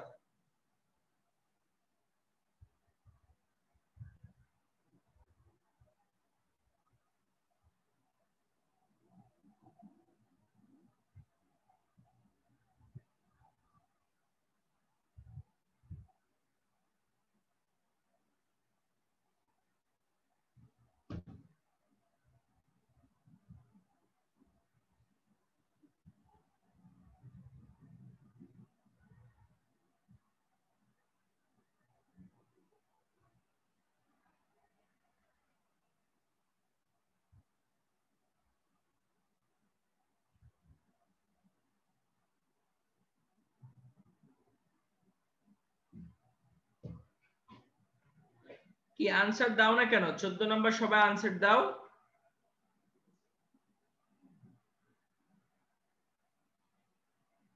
এই যে এখানে একটা ওয়ার্ড ভার্ব আছে সাপ্লাইজ। সাপ্লাইজ এর পরে কোন প্রিপজিশন হয় বলো? সাপ্লাইজ এর পরে প্রিপজিশন উইথ হয়, উইথ। যে আনসার হলো এটা।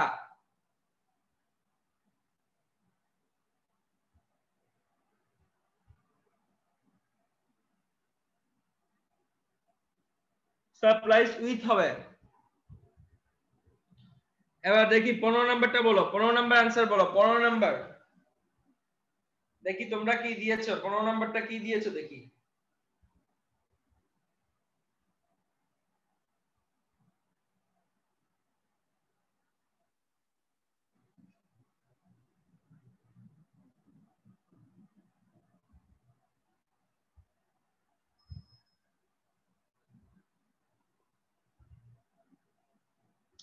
হ্যাঁ 15 নাম্বার আনসার হবে এই যে এ নাম্বারটাই, এক্সচেঞ্জ উইথ, কোনো কিছুর বিনিময়ে কোনো কিছু পরিবর্তন করা, সেটাকে বলা হয় ফর। এই যে ফোনের পরিবর্তে আরেকটা ক্যামেরার পরিবর্তে সে ফোন নিয়েছে, এটা উইথ এবং ফর হবে। 15 নাম্বার আনসার হলো উইথ এবং ফর।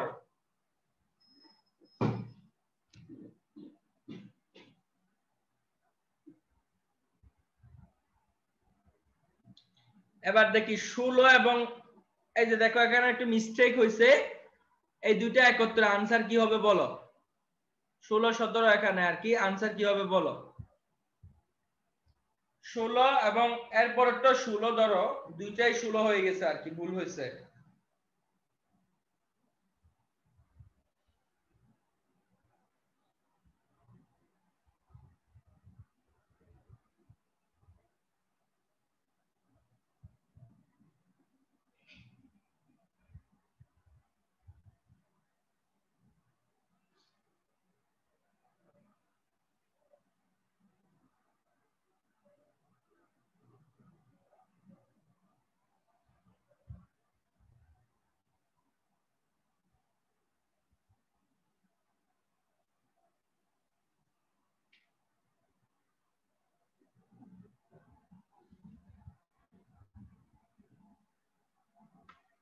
খেয়াল করো দেখো,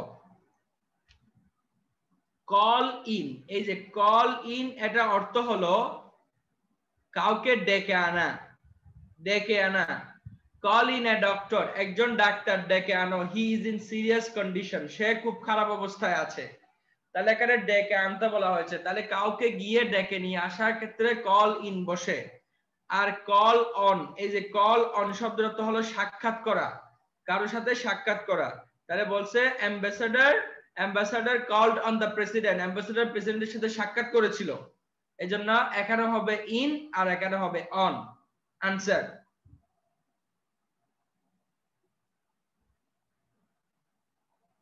call in and call on.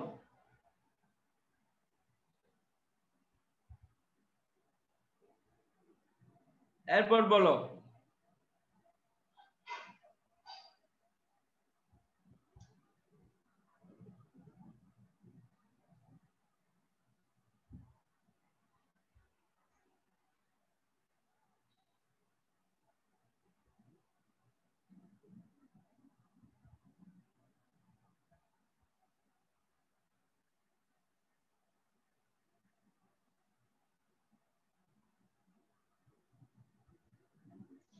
দেখো এই যে দেখো ইনফ্রন্ট আছে না, ইনফ্রন্ট এর পরে প্রিপজিশন কিন্তু অফ হবে, কারণ এখানে এর পরে ম্যাটার আছে, অফ দা ম্যাটার। এখানে আনসার হবে ইনফ্রন্ট অফ, ইনফর্মড অফ। কেমন? আর দেখো the matter has been informed to the police, তখন হবে ইনফর্ম টু।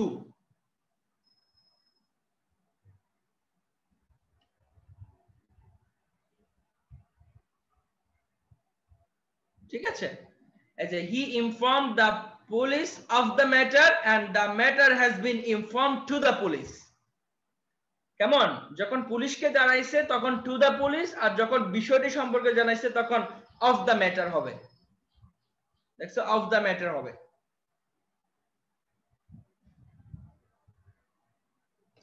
যাক, এরপর দেখি 18 নাম্বারটা, 18 নাম্বার এবং 19 এই দুটো বলো। 18 and 19 এই দুটো आंसर দাও।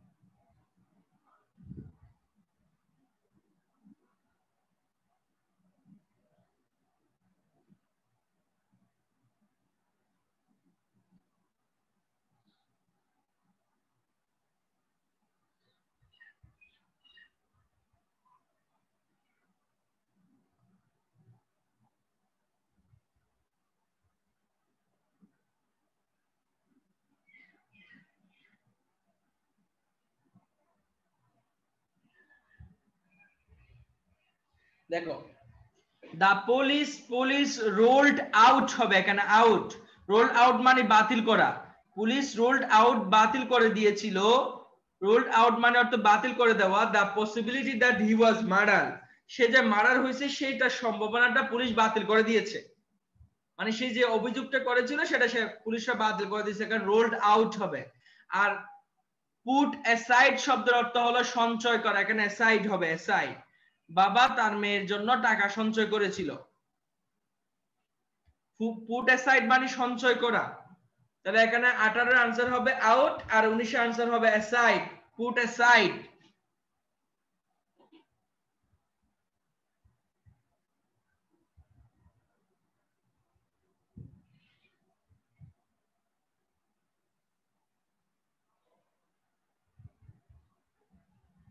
আচ্ছা এখন বলো 20 এবং 21 নাম্বার এই দুটো বলো, 20 এন্ড 21 এই দুটো বলো।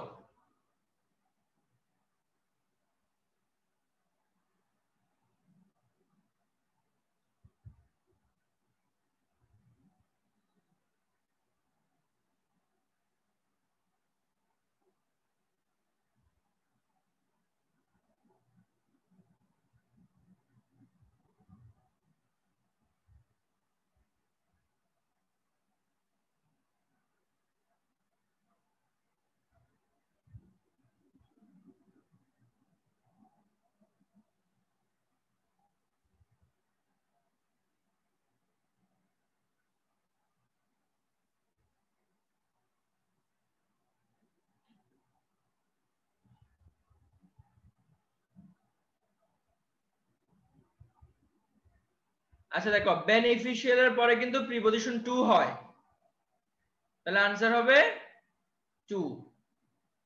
আর he is no match, match for অর্থ হলো সমকক্ষ হওয়া, এখানে হবে প্রিপজিশন ফর।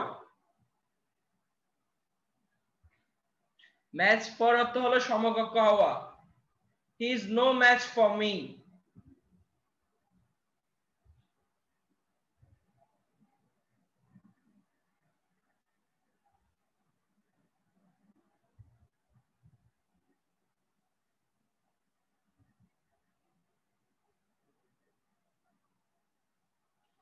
এবার বলো 22 এবং 23 নাম্বার এই দুটো বলো।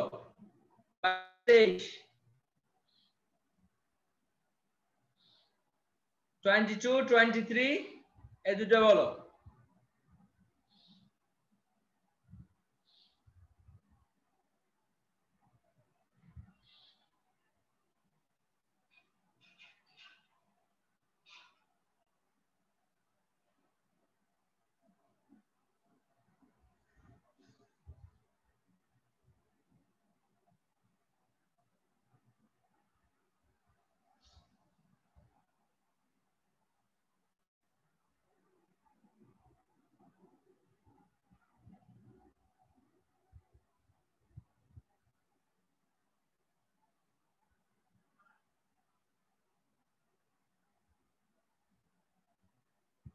কই কেউ তো आंसर দাও না, ঘটনা কি? তোমরা কি আছো না চলে গেছো আবার? ভাইয়া এই দুইটা আমি আনসার করি নাই। পারি না ভাই। নাকি কঠিন মনে হইতেছে? খুব কঠিন মনে হইতেছে? আর তোমরা চিন্তা করছো आंसर একটা, এখন দেখো आंसर মিলে না নাকি? হই নাই তো। জি ভাইয়া। আচ্ছা শুনো, এই যে লিন অর্থ হলো লিন, মানে হলো তোমার লেডার অর্থ হলো মই। প্লিজ লিন মানে হেলান দেওয়া, লিন দা লেডার এগেইনস্ট দা ওয়াল হবে, কেমন? এগেইনস্ট দা ওয়াল হবে এখানে। এগেইনস্ট মানে কোনো কিছুর বিপরীতে কোনো কিছু রাখা আর কি, এগেইনস্ট হবে। আর এখানে হবে the shirt is after my test, এটা হবে আনসার এ নাম্বারটা। অর্থাৎ শার্টটি আমার মানানসই, আমার পছন্দ অনুযায়ী। ওকে, আর আই ট্রাস্টেড উইথ মানি হবে এখানে, এখানে উইথ হবে, ট্রাস্টেড উইথ হয়। আচ্ছা দেখি কার কয়টা আনসার হয়েছে বলো তো আমাকে একটু, দেখি আনসার দেখি তাতে কার কয়টা হয়েছে।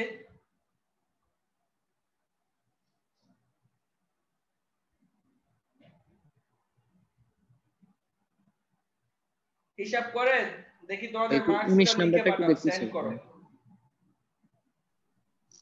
ভাইয়া, একটু 19 নাম্বারের স্ক্রিনটাতে দেখেন ভাইয়া। বুঝি নাই। 19 নাম্বার ভাইয়া, 19 নাম্বার একটু দেখতে চাই। ও 19 নাম্বার,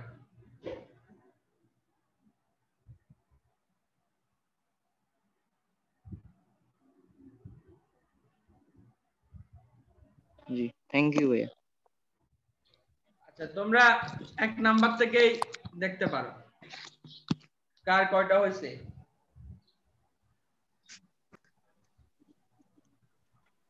স্যার পুরো পেজটা একসাথে দেখা দিন ও স্ক্রিনশট আচ্ছা, দেওয়ার হ্যাঁ হ্যাঁ জন্য। হ্যাঁ হ্যাঁ ঠিক আছে, আমি পুরো পেজটাই দেখাচ্ছি একসাথে।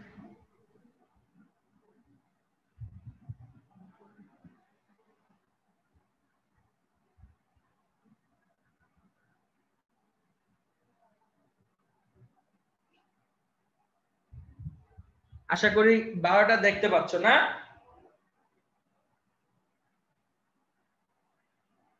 জি স্যার জি ভাইয়া, দেখা যাচ্ছে। ক্লিয়ার। ওকে,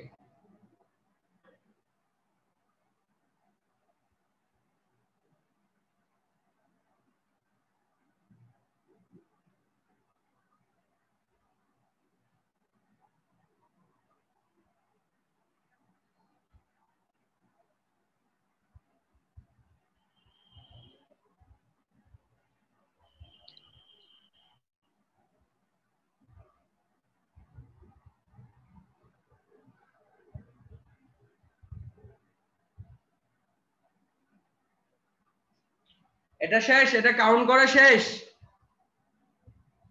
জি ভাইয়া। তাহলে আমি নেক্সট পেজ দিচ্ছি।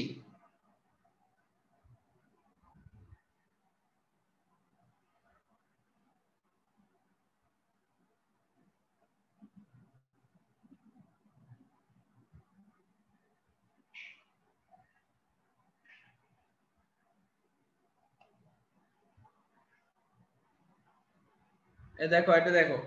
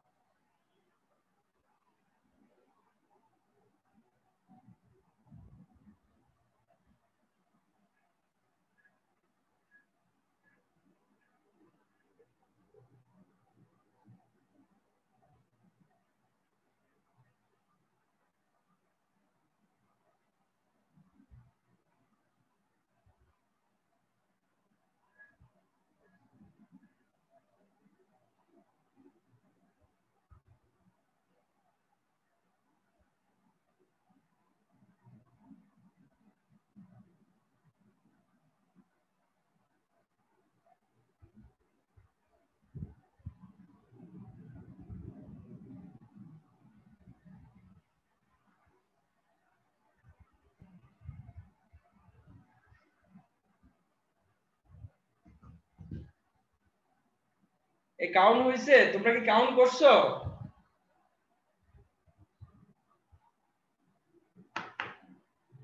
জি ভাইয়া জি। ফাহিমা সুলতানা 15। তারপর অন্যরা কই? অন্যদের কি অবস্থা?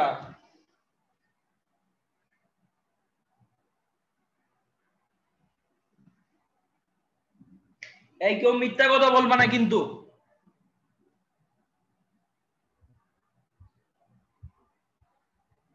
মোহাম্মদ রাশেদ কামাল 12 কেউ মিথ্যা কথা বলবা না কিন্তু।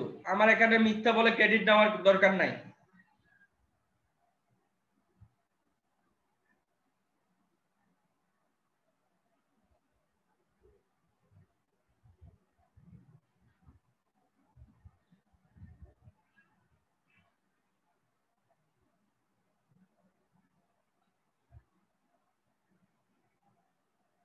কালাই দেবনাথ 14 পেয়েছো। তারপর আমি এখনো 3 জনের আনসার পেলাম, তোমরা আছো কয়জন? 16 জনকে দেখতে পাচ্ছি আমি।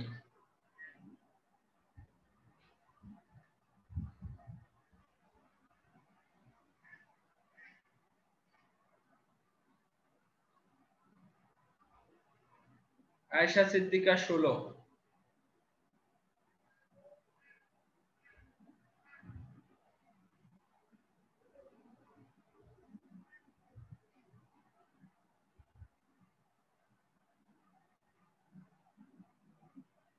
এবিএম মুজাহিদ 12।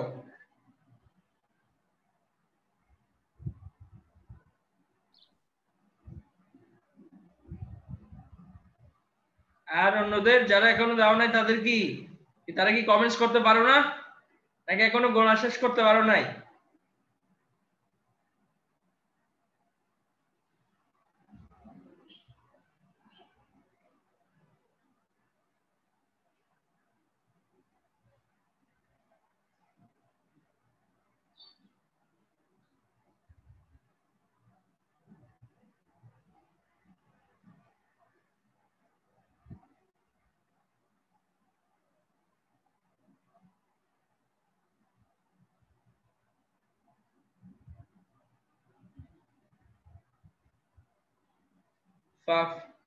ফরহাদ হোসেন 10 পেয়েছো, আর জামাল হোসেন 11, শাহানারা 15।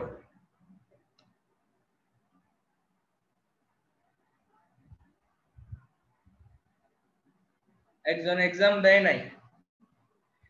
আচ্ছা যাক, তোমরা অনেক ভালো করেছো, আমার চিন্তার থেকেও ভালো করেছো, কারণ এই প্রশ্নটা অতটা সহজ প্রশ্ন ছিল না। আর তোমরা অলরেডি বুঝতে পেরেছো আমি কিন্তু এখানে কনফিউজড বিষয়গুলো নিয়ে কথা বলেছি। এই যে কখন কোনটা হবে, অ্যাবাউন্স ইন হবে না অ্যাট হবে না উইথ হবে, এই যে যেটা নিয়ে তোমরা কনফিউজড হয়ে যাও, ওই জায়গাতে আমি চেষ্টা করেছি পাশাপাশি প্রশ্নগুলো রেখে তোমাদেরকে সমাধান দেওয়ার জন্য। ওভার দা ফোন হবে না, অন দা ফোন হবে না, অন ফোন হবে না, বাই ফোন হবে, এই যে এই বিষয়গুলো নিয়ে চেষ্টা করেছি আর কি তোমাদেরকে একটা ব্যাখ্যা দেওয়ার, ইনশাআল্লাহ। আচ্ছা, আশা করি তোমরা বুঝতে পারছো, তোমরা প্রিপজিশনের ইয়াটা বুঝতে পারছো, প্রশ্নের ধরনটা, যে যে সকল জায়গায় কনফিউজড ওই জায়গাগুলো আমি অ্যাড্রেস করার চেষ্টা করেছি। জি ভাই, আমরা বুঝতে পেরেছি। জি ভাইয়া বুঝেছি। আশা করি এই প্রিপজিশনটা তোমাদের কাজে লাগবে আর কি, এটা ইনশাআল্লাহ।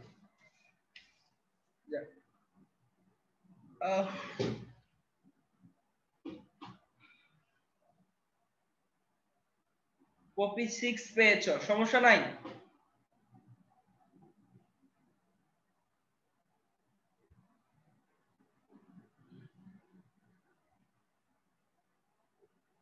আচ্ছা, এবার বলো কারো কোনো প্রশ্ন আছে কিনা, তোমরা হ্যান্ড রেজ করে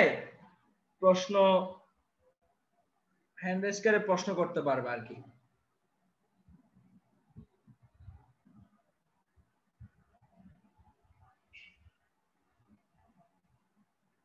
যারা প্রশ্ন করতে চাও তারা হ্যান্ড রেজ করো, আমি তোমাদেরকে কথা বলার সুযোগ দিচ্ছি।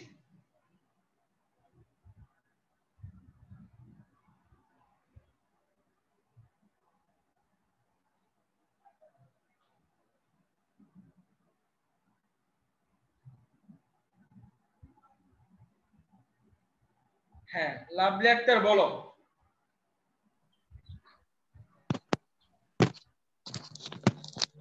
ভাইয়া রাজন ভাইয়া বলছিল আপনি রিটেন নিয়ে কিছু বলবেন। আমি কথা বুঝতেছি না, আরেকটু বড় করে বলো। ভাইয়া রিটেন নিয়ে কিছু বললে ভালো হয়। ও আচ্ছা আচ্ছা, হ্যাঁ হ্যাঁ, যাক তুমি ভালো কথা মনে করে দিচ্ছো। রিটার্ন নিয়ে আমি আসলে প্রথম থেকে তোমাদেরকে অনেক কিছু বলে দিয়েছি, এর বাইরে বলার কিছু নাই। মেইন বিষয়টা হলো আমি বলেছি 4টা জিনিস ইম্পর্টেন্ট। একটা প্যারাগ্রাফ 100% থাকবে, সেটা রিসেন্ট সময় থেকে হতে পারে, টেক্সট বুক থেকে হতে পারে, যেহেতু ঢাকা বিশ্ববিদ্যালয় বলছে টেক্সট বই থেকে প্রশ্ন করবে, সো টেক্সট বইয়ের প্রতি বেশি গুরুত্ব দিতে হবে, নাম্বার 1।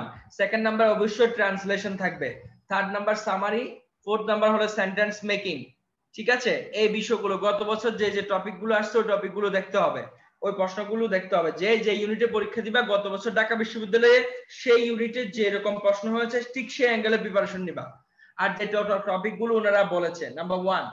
সেকেন্ড নাম্বারটা হলো যে তোমার বাজারের মধ্যে অনেক বই বের হইছে রিটার্নের উপর, রিটার্নের কনসেপ্টের উপর বাজারের মধ্যে অনেকগুলো বই বের হয়েছে। মোটামুটি তোমার ফ্রেন্ড সার্কেলের মধ্যে যে বইটা আলোচিত সবাই বলছে এটা ভালো হয়েছে, এরকম একটা বই কিনে প্র্যাকটিস করবা। এটা হলো তোমার সেকেন্ড কাজ, এরকম একটা বই কিনে প্র্যাকটিস করবা। আর তোমাদের যে যে কোচিং এ ভর্তি হইছো, যা ব্যাকবোনের মধ্যে তোমাদের রিটার্নের শীট দিছি কিনা আমি জানি না, বাট অন্যান্য কোচিং এর প্রত্যেকটা কোচিং এ লেকচারের পেছনে রিটার্ন পার্টের শীট আছে, যে কিভাবে রিটার্ন পার্টটা পড়বা শিখবা, ওখানে প্র্যাকটিস আছে, ওই এক্সাম্পল গুলো প্র্যাকটিস করবা, এটাই এনাফ, আর দরকার নাই। ঢাকা বিশ্ববিদ্যালয়ের গত বছরের প্রশ্নটা সামনে রাখবা, দেখবা প্রশ্নটা কিভাবে কইছে রিটার্নটা, ঠিক সেই অ্যাঙ্গেলে প্রিপারেশন নিবা। টেক্সট বইয়ের প্রতি গুরুত্ব দিবা, ট্রান্সলেশন দেখবা, প্যারাগ্রাফ দেখবা, সেন্টেন্স মেকিং দেখবা, এগুলো খুব গুরুত্বপূর্ণ কারণ এগুলো আসবেই। তারপর হচ্ছে যে কোনো একটা বই থেকে বাজারের মধ্যে তোমাদের বন্ধুরা যারা যে বইটা দিচ্ছে রিটার্নের উপর একটা বই নিয়ে ওই বইয়ের মধ্যে কিভাবে জিনিসগুলো সাজাইছে কি কি দিয়েছে সেগুলো পড়বা। এটাই হলো তোমার কাজ, প্র্যাকটিস করে যাওয়া, পড়া, এটা হচ্ছে তোমার কাজ। রিটার্ন নিয়ে আর বেশি কিছু বলার নেই, এগুলাই রিটার্ন। প্যারাগ্রাফ কোনটা আসবে সেটা তো আমি তোমাকে বলতে পারবো না, এই প্রত্যেকটা ইস্যু নিয়ে মাথায় রাখো। ওই রিসেন্ট যে বইগুলো বের হচ্ছে ওই বইয়ের মধ্যে সাম্প্রতিক বিষয়ের প্যারাগ্রাফ গুলো থাকবে, এবং লেকচার শিটও তোমাদের অনেকগুলো প্যারাগ্রাফ আছে লেকচার শিটের পেছনে। সো ওই ওই জায়গা থেকে এগুলো একটু প্রিপারেশন নাও, এগুলো পড়লে হয়ে যাবে ইনশাআল্লাহ।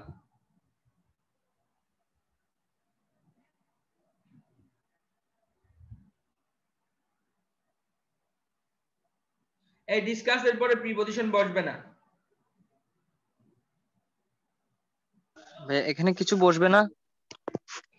না আসলে এখানে তুমি অ্যাবাউট শব্দটা সাধারণত ডিসকাসের পরে প্রিপজিশন বসে না।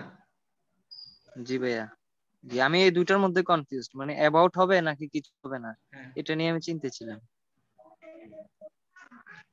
Thank you.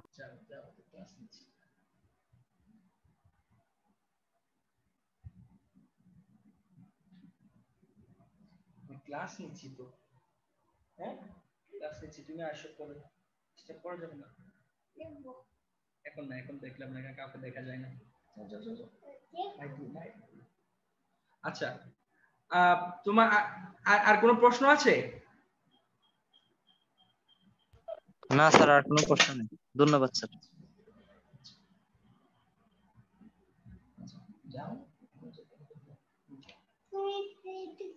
তোমার সাথে কথা বলতেছো? না না না, ওনার সাথে বলছি। যাও যাও যাও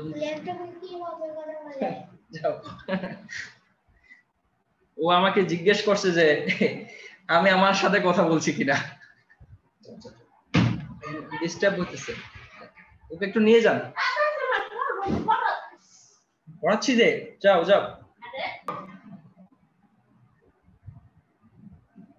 স্যার আমাদের সিউনিটে যেটা আসে শর্ট কোশ্চেন, হ্যাঁ ইংলিশে শর্ট কোশ্চেন আছে একটা 3 নম্বরের সম্ভবত, তো ওইটাতে গত বছর আসলে ইউর মাদার সম্পর্কে কিছু লিখতে 5টা সেন্টেন্স। হ্যাঁ হ্যাঁ, তারপর তোমার প্রশ্ন বলো। মানে শর্ট কোশ্চেন যেটা মানে ইংলিশের উপর শর্ট কোশ্চেন দিতে বলছে একটা, গত বছর আসছিল সিউনিটে, হ্যাঁ ইউর মাদার সম্পর্কে, তো এইটা কি প্যারাগ্রাফের মতো আসবে নাকি বিষয়টা? না না না, শর্ট কোয়েশ্চেন মানে ওটার একটা মাপ আছে, ঠিক না? তুমি এটা নিজে ওখানে পেজ দেখলে বুঝতে পারবা যে কতটুকু তুমি লিখবা। শর্ট কোয়েশ্চেন মানে যেটা জানতে চাইছো ওটা সম্পর্কে একটা সংক্ষিপ্ত বর্ণনা দেওয়া, বুঝতে পেরেছো? ওটা প্যারাগ্রাফ হবে না। আচ্ছা ঠিক আছে স্যার, এটার জন্য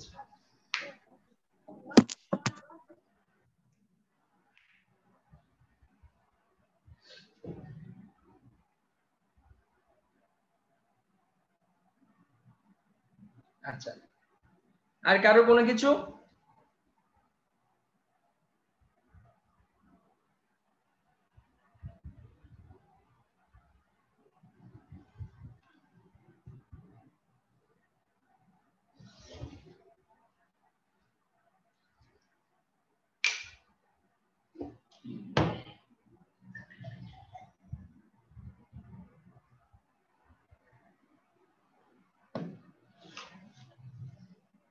আচ্ছা, রাজন ভাই আপনি কি আমার কথা শুনতে পাচ্ছেন?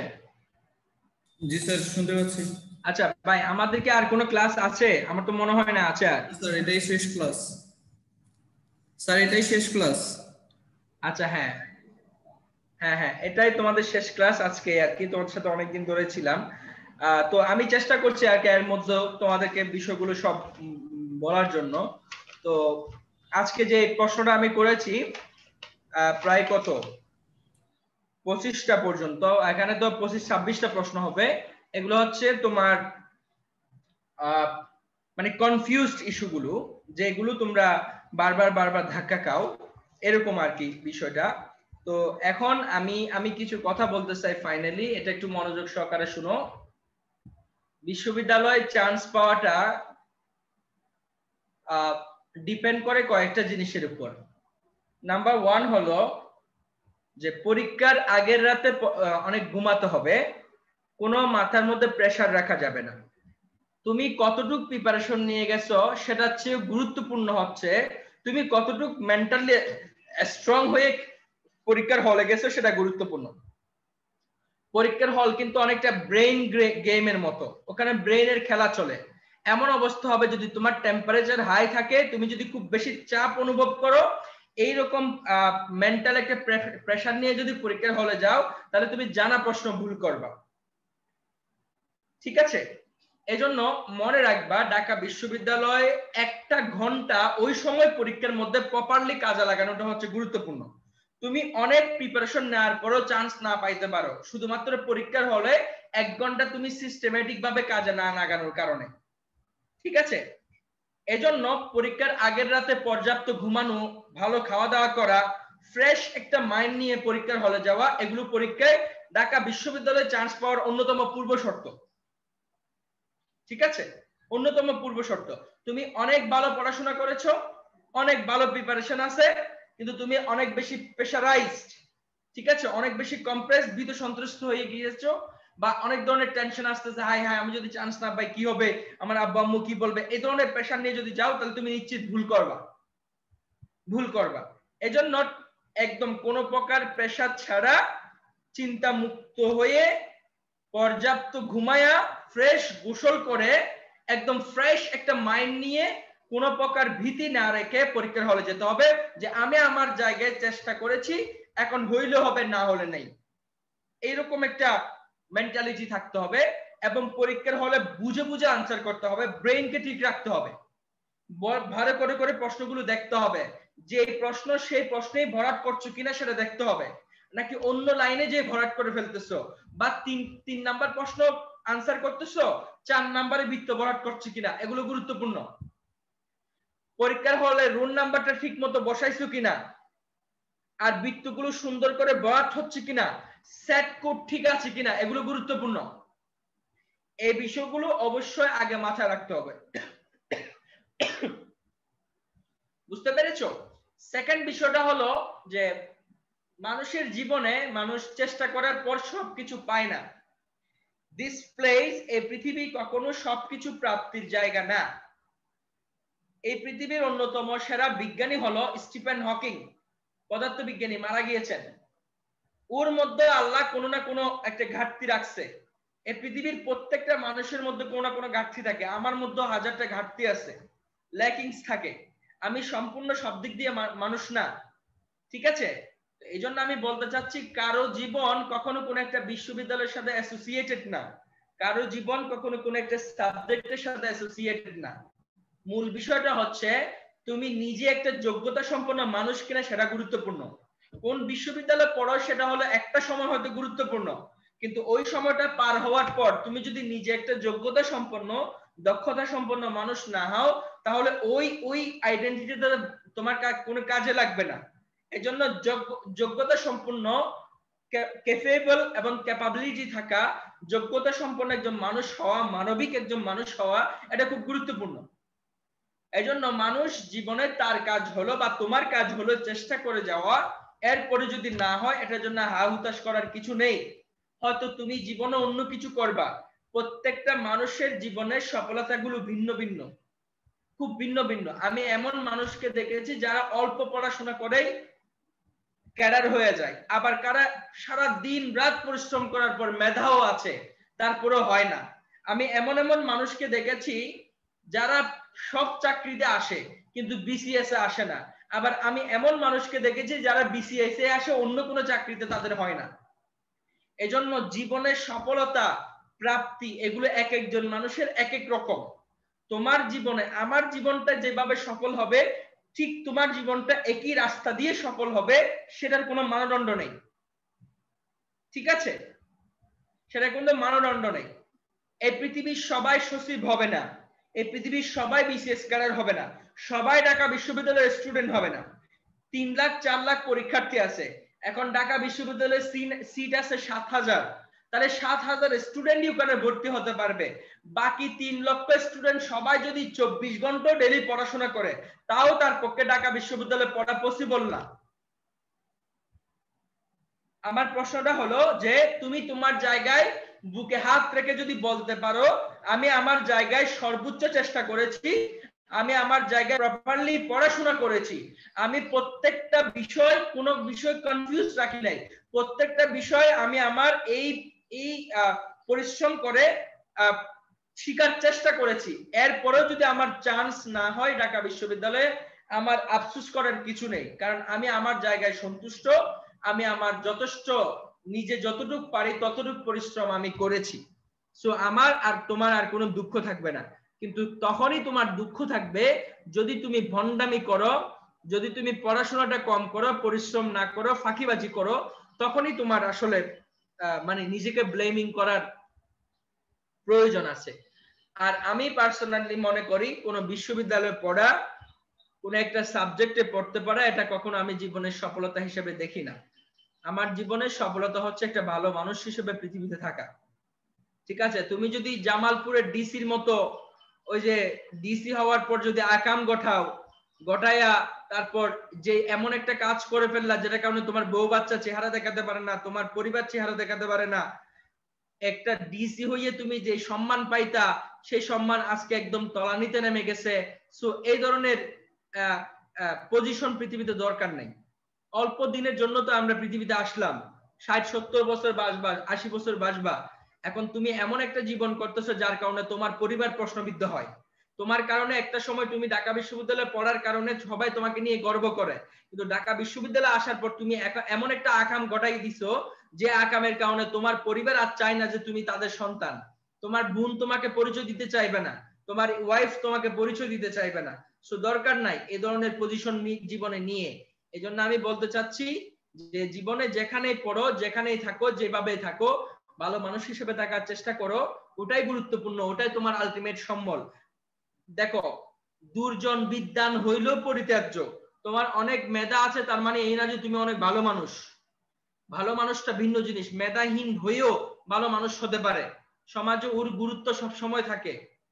ঠিক আছে, একজন মানুষ অনেক বিদ্বান কিন্তু অনেক দুষ্ট, চরিত্রহীন, তার জন্য তোমার কোনো সম্মান নেই, সে লাঞ্ছনাকর জীবন পৃথিবীতে করবে। সো ইন মাই অপিনিয়ন, আমি যেটাকে চিন্তা করি সেটা হচ্ছে মেটেরিয়ালিস্টিক, বস্তুবাদী সফলতার দিক থেকে আমি এগুলোকে কখনো সফলতা মনে করি না। আসল সফলতা হচ্ছে 70 বছর জিন্দেগিতে মানুষের উপর কোনো কিছু করে এই পৃথিবী থেকে চলে যাওয়াটাই হলো সফলতা। আমি সেটাকে দেখি, এটা আমার দৃষ্টিভঙ্গি, তোমাদের সাথে আমার অনেকের দৃষ্টিভঙ্গি নাও মিলতে পারে, কিন্তু আমি যেটাকে সব সময় দেখি সেটা হচ্ছে কোন একটা ছেলে আমার কাছে কেউ যদি বলে যে ভাইয়া আমি ঢাকা বিশ্ববিদ্যালয়ে পড়ি বলে কেউ গর্ব করলে আমার কাছে তার কাছে কোনো গর্ব নেই। একটা ছেলে যে ন্যাশনালে পড়ে তার যদি অনেক বেশি চিন্তা শক্তি থাকে, সে অনেক কিছুকে ভালো অ্যানালাইসিস করতে পারে, he is a very capable person, যদিও সে ন্যাশনালে পড়ে, আমি তারপরে তাকে স্যালুট দিব, কারণ সে যোগ্যতা সম্পন্ন মানুষ। ঢাকা বিশ্ববিদ্যালয়ে পড়ে যদি তুমি বলদের মতো হও, কোনো যোগ্যতা নেই, ফার্স্ট সাইটেড ক্যাপাবিলিটি নেই, সিচুয়েশন আন্ডারস্ট্যান্ডিং ক্যাপাবিলিটি নেই, তোমার কোনো ভালো ক্যারেক্টার নেই, অথচ তুমি ঢাকা বিশ্ববিদ্যালয়ের নাম বিক্রি করে করে খাও, এই ধরনের স্বভাবের দরকার নাই। সো এই নাম বিক্রি করে করে বেশি দিন খেতে পারবে না। রিয়েলি কোয়ালিফাইড হওয়ার চেষ্টা করো, তোমার নিজের জায়গায় একজন ভালো মানুষ হওয়ার চেষ্টা করো, নিজের যোগ্যতা সম্পন্ন হওয়ার চেষ্টা করো। তোমার ঢাকা বিশ্ববিদ্যালয়ে পড়া লাগবে না, তুমি যেখানেই পড়বা ওই জায়গাতে তোমাকে মানুষ ভিড় করবে তোমার জ্ঞানের কারণে, ওখানে তোমার কাছে যাবে। এই পৃথিবীর মানুষ তোমাকে সমীহা করতে বাধ্য যদি তুমি প্রকৃতপক্ষে কোয়ালিফাইড হয়ে থাকো, তোমাকে নিতে বাধ্য, তোমাকে বাদ দিতে পারবে না, কারণ এই জায়গার মধ্যে তোমার এক্সপার্টাইজ আছে, সেটা এই নিয়ে তাকে স্বীকার করতে হবে। সো নিজেকে সেই ধরনের একজন মানুষ বানাও যে এই জায়গার মধ্যে, এই নলেজের মধ্যে তোমার চেয়ে বিকল্প কেউ নেই। এইভাবে যদি তুমি নিজেকে যোগ্যতা সম্পন্ন গড়ে তুলতে পারো, অবশ্যই কোনো বিশ্ববিদ্যালয়ে কোনো সাবজেক্ট তোমার প্যারামিটার হবে না মাপার জন্য, তুমি নিজেই তোমার প্যারামিটার হয়ে যাবে ইনশাআল্লাহ। এজন্য তোমার কাজ হলো চেষ্টা করে যাওয়া, কেউ চান্স পাবা কি না পাবা সেটা আসলে উপর থেকে। শুনো, তাকদীর নামক একটা বিষয় আছে, তুমি হাজারটা চেষ্টা করার পরেও যদি তোমার কপালে এটা লেখা না থাকে, তুমি এটা কখনো পাবা না। তুমি এটা বিশ্বাস করো বা না করো, এটাই প্র্যাকটিক্যাল জীবন। আমি আমার লাইফে অনেক অনেক ব্রিলিয়ান্ট স্টুডেন্টদেরকে দেখেছি একবারের জন্য বিসিএস এ আসে নাই, কিন্তু তারা বিসিএস এর 14 গোষ্ঠী জানে, সব জানে, কিন্তু পরীক্ষার হলে জেলে আসে না, পরীক্ষা দিলে আসে না। এটা একান্তই তার ভাগ্য। সে যে জানে না বিষয়টা এরকম না, সে যে মেধাহীন বিষয়টা এরকম না, এটা একান্তই তার ভাগ্য, তাকদীর। বুঝতে পারছো কিনা? তো যেই জিনিসটা তোমার মধ্যে নেই এটা তুমি কখনোই পাবা না, অসম্ভব। তোমার রিজিকে যদি না থাকে এটা তুমি কখনো পাবা না। কিন্তু আমি বলতে চাচ্ছি সেটা মানে যে এই না যে সবকিছু রিজিকের উপর ডিপেন্ডেন্ট। আমি অবশ্যই রিজিকে তোমার থাকতে হবে, সেটা যেমন সত্য, তোমাকে 99% চেষ্টা করতে হবে। এই চেষ্টার পরও যদি তুমি না পাও, এটা একান্তই তোমার ভাগ্য, সেটা নিয়ে মন খারাপের কিছু নেই। তোমার জন্য কোনটা কল্যাণকর ভবিষ্যতে সেটা আসলে তুমি জানো না। If Allah has a better plan for you, তোমার যদি আল্লাহ যদি তোমার জন্য কোন একটা ভালো বেটার প্ল্যান থাকে, তুমি জীবনে অন্য জায়গা থেকে আরো অনেক ভালো করতে পারবা। সো এই জন্য সবসময় নিজের উপর কনফিডেন্স রাখবা, যোগ্যতা সম্পন্ন করবা নিজেকে, তাহলে দেখবা অবশ্যই তোমার দাম কখনো কমবে না, তোমার দাম বাড়বে। এই জন্য তোমাকে ঢাকা বিশ্ববিদ্যালয়ের সাইনবোর্ড লাগাইতে হবে না। যদি প্রকৃত অর্থে তুমি নলেজেবল পারসন হয়ে থাকো, এই পৃথিবীর মানুষ তোমাকে স্যালুট দিবেই দিবে, কোনো সন্দেহ নেই এবং কোনো সন্দেহ নেই। বুঝতে পেরেছো? এই জন্য আমার রিকোয়েস্ট থাকবে, পরীক্ষার আগের রাতে পর্যাপ্ত ঘুমাবা, আল্লাহর কাছে দোয়া করবা যেন প্রকৃত একটা ভালো মানুষ হিসেবে থাকতে পারি। আমার জন্য দোয়া করবা, আল্লাহ যেন তোমাদেরকে যে কথাগুলো বলি সেগুলো যেন আল্লাহ আমাকে আমল করার তৌফিক দেয়, আমি যেন ভালো মানুষ হিসেবে থাকতে পারি। আমি জীবনের সফলতাগুলো আমার কাছে খুব ভিন্ন, জীবনের সফলতাগুলো আপেক্ষিক, এক একজনের কাছে এক এক রকম। একটা মেয়ের কারো কাছে মানুষের চামড়া সুন্দর, চামড়া সাদা হলে সে তাকে বিয়ে করে, আবার কিছু মানুষের কাছে ওই মেয়ের ইন্টেলিজেন্টটাই সুন্দর, মেধাটাই সুন্দর। এক একজনের কাছে সফলতা, সৌন্দর্য, এই জিনিসগুলোর মানদণ্ড এক এক রকম। তোমার জীবনের সফলতা, কেউ প্রাইমারি স্কুলে চাকরি করে একজন হেডমাস্টার হিসেবে তার জীবনে সে সন্তুষ্ট, আবার কেউ সচিব হওয়ার পরও সন্তুষ্ট না হতে পারে। জীবনের সফলতা প্রত্যেকটা জিনিস ভিন্ন। আমাদের মানুষের জীবনটা, আমাদের দেশটা কৃষক, শ্রমিক, দিনমজুর, উচ্চপদস্থ কর্মকর্তা, সচিব, ম্যাজিস্ট্রেট, শিক্ষক সবকিছু মিলেই এই দেশ, ঠিক আছে? এই জন্য এই দেশটার ভারসাম্য আছে। সবাই সচিব হবে না, সবাই রাষ্ট্রপতি হবে না, সবাই শেখ হাসিনা হবে না, সবাই ঢাকা বিশ্ববিদ্যালয়ের ভাইস চ্যান্সেলর হবে না, সবাই ঢাকা বিশ্ববিদ্যালয়ের স্টুডেন্ট হবে না, আবার সবাই ন্যাশনালের স্টুডেন্ট হবে না। প্রত্যেকটা জায়গায় স্তর স্তর থাকবে। কেউ যদি তোমার থেকে ভালো যোগ্যতা দেখাতে পারে, সেটা যেই বিশ্ববিদ্যালয়েরই হোক, তাকে তুমি স্যালুট দিবা, কারণ সেই স্যালুট সে ডিজার্ভ করে। এজন্য আর যদি তোমার থেকে ভালো অ্যানালাইসিস করতে পারে অন্য একটা বিশ্ববিদ্যালয়ের স্টুডেন্ট, তুমি তাকেও স্যালুট দিবা। এই হীনমন্যতা নিজের মধ্যে রাখবা না যে আমি ঢাকা বিশ্ববিদ্যালয়ে পড়ি, আমি কিভাবে আরেকজনকে স্বীকৃতি দিই। এই হীনমন্যতা নিজের মধ্যে রাখবা না। যার কাছে যোগ্যতা আছে, যে ব্যক্তি যোগ্যতা সম্পন্ন, সে যদি তোমার থেকে ভালো জিনিসকে অ্যানালাইসিস করতে পারে, ভালো যোগ্যতা রাখে, you should deserve her, you should salute her, তুমি অবশ্যই তাকে স্যালুট দিবা। এটা ব্যক্তি হিসেবে তোমার উচিত, কারণ সে তো সেই স্যালুট ডিজার্ভ করে, সে সেই যোগ্যতা অর্জন করেছে, সো অবশ্যই তুমি তাকে দিবা। এটা দেওয়াটা তোমার নিজেকে ছোট করে না, তুমি প্রকৃত জিনিসের মূল্যায়ন করো, তাহলে মানুষও তোমাকে মূল্যায়ন করবে অন্য জায়গায়। ঠিক আছে? এজন্য ব্রেইন ঠান্ডা রেখে পরীক্ষার আগের রাতে পর্যাপ্ত ঘুমায়া, সুন্দর খাবার খেয়ে, সুন্দর জামা পরে, কোন প্রকার মেন্টাল চাপ ছাড়া, কোন প্রকার চিন্তা ছাড়া পরীক্ষার হলে যাবা। 1 ঘন্টা বুঝে বুঝে আনসার করবা, কি প্রশ্ন চাইছে সেটা বুঝে বুঝে আনসার করবা। ওই 1 ঘন্টা যে প্রপারলি কাজে লাগাতে পারবে তার জন্য ঢাকা বিশ্ববিদ্যালয়। আমার কথা এখানেই শেষ।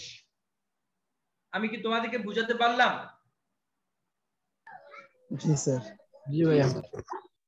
হ্যাঁ জি স্যার, দোয়া করেন। ঠিক আছে, হ্যাঁ আমার জন্য একটু বেশি করে দোয়া করবা, কেমন?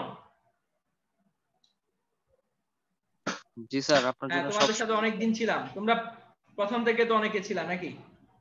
জি স্যার। দোয়া করো সবাই। জি ভাইয়া। আমার কথা এখানেই শেষ, আমার আর কোনো বক্তব্য নেই, এটাই আমার বক্তব্য, এবং জীবনে জিনিসগুলো একটু আমল করার চেষ্টা করো। ধন্যবাদ স্যার, আপনাকে অসংখ্য ধন্যবাদ স্যার। ওকে, আজকের মতো এখানেই শেষ করছি, সবাই ভালো থাকবেন, আল্লাহ হাফেজ।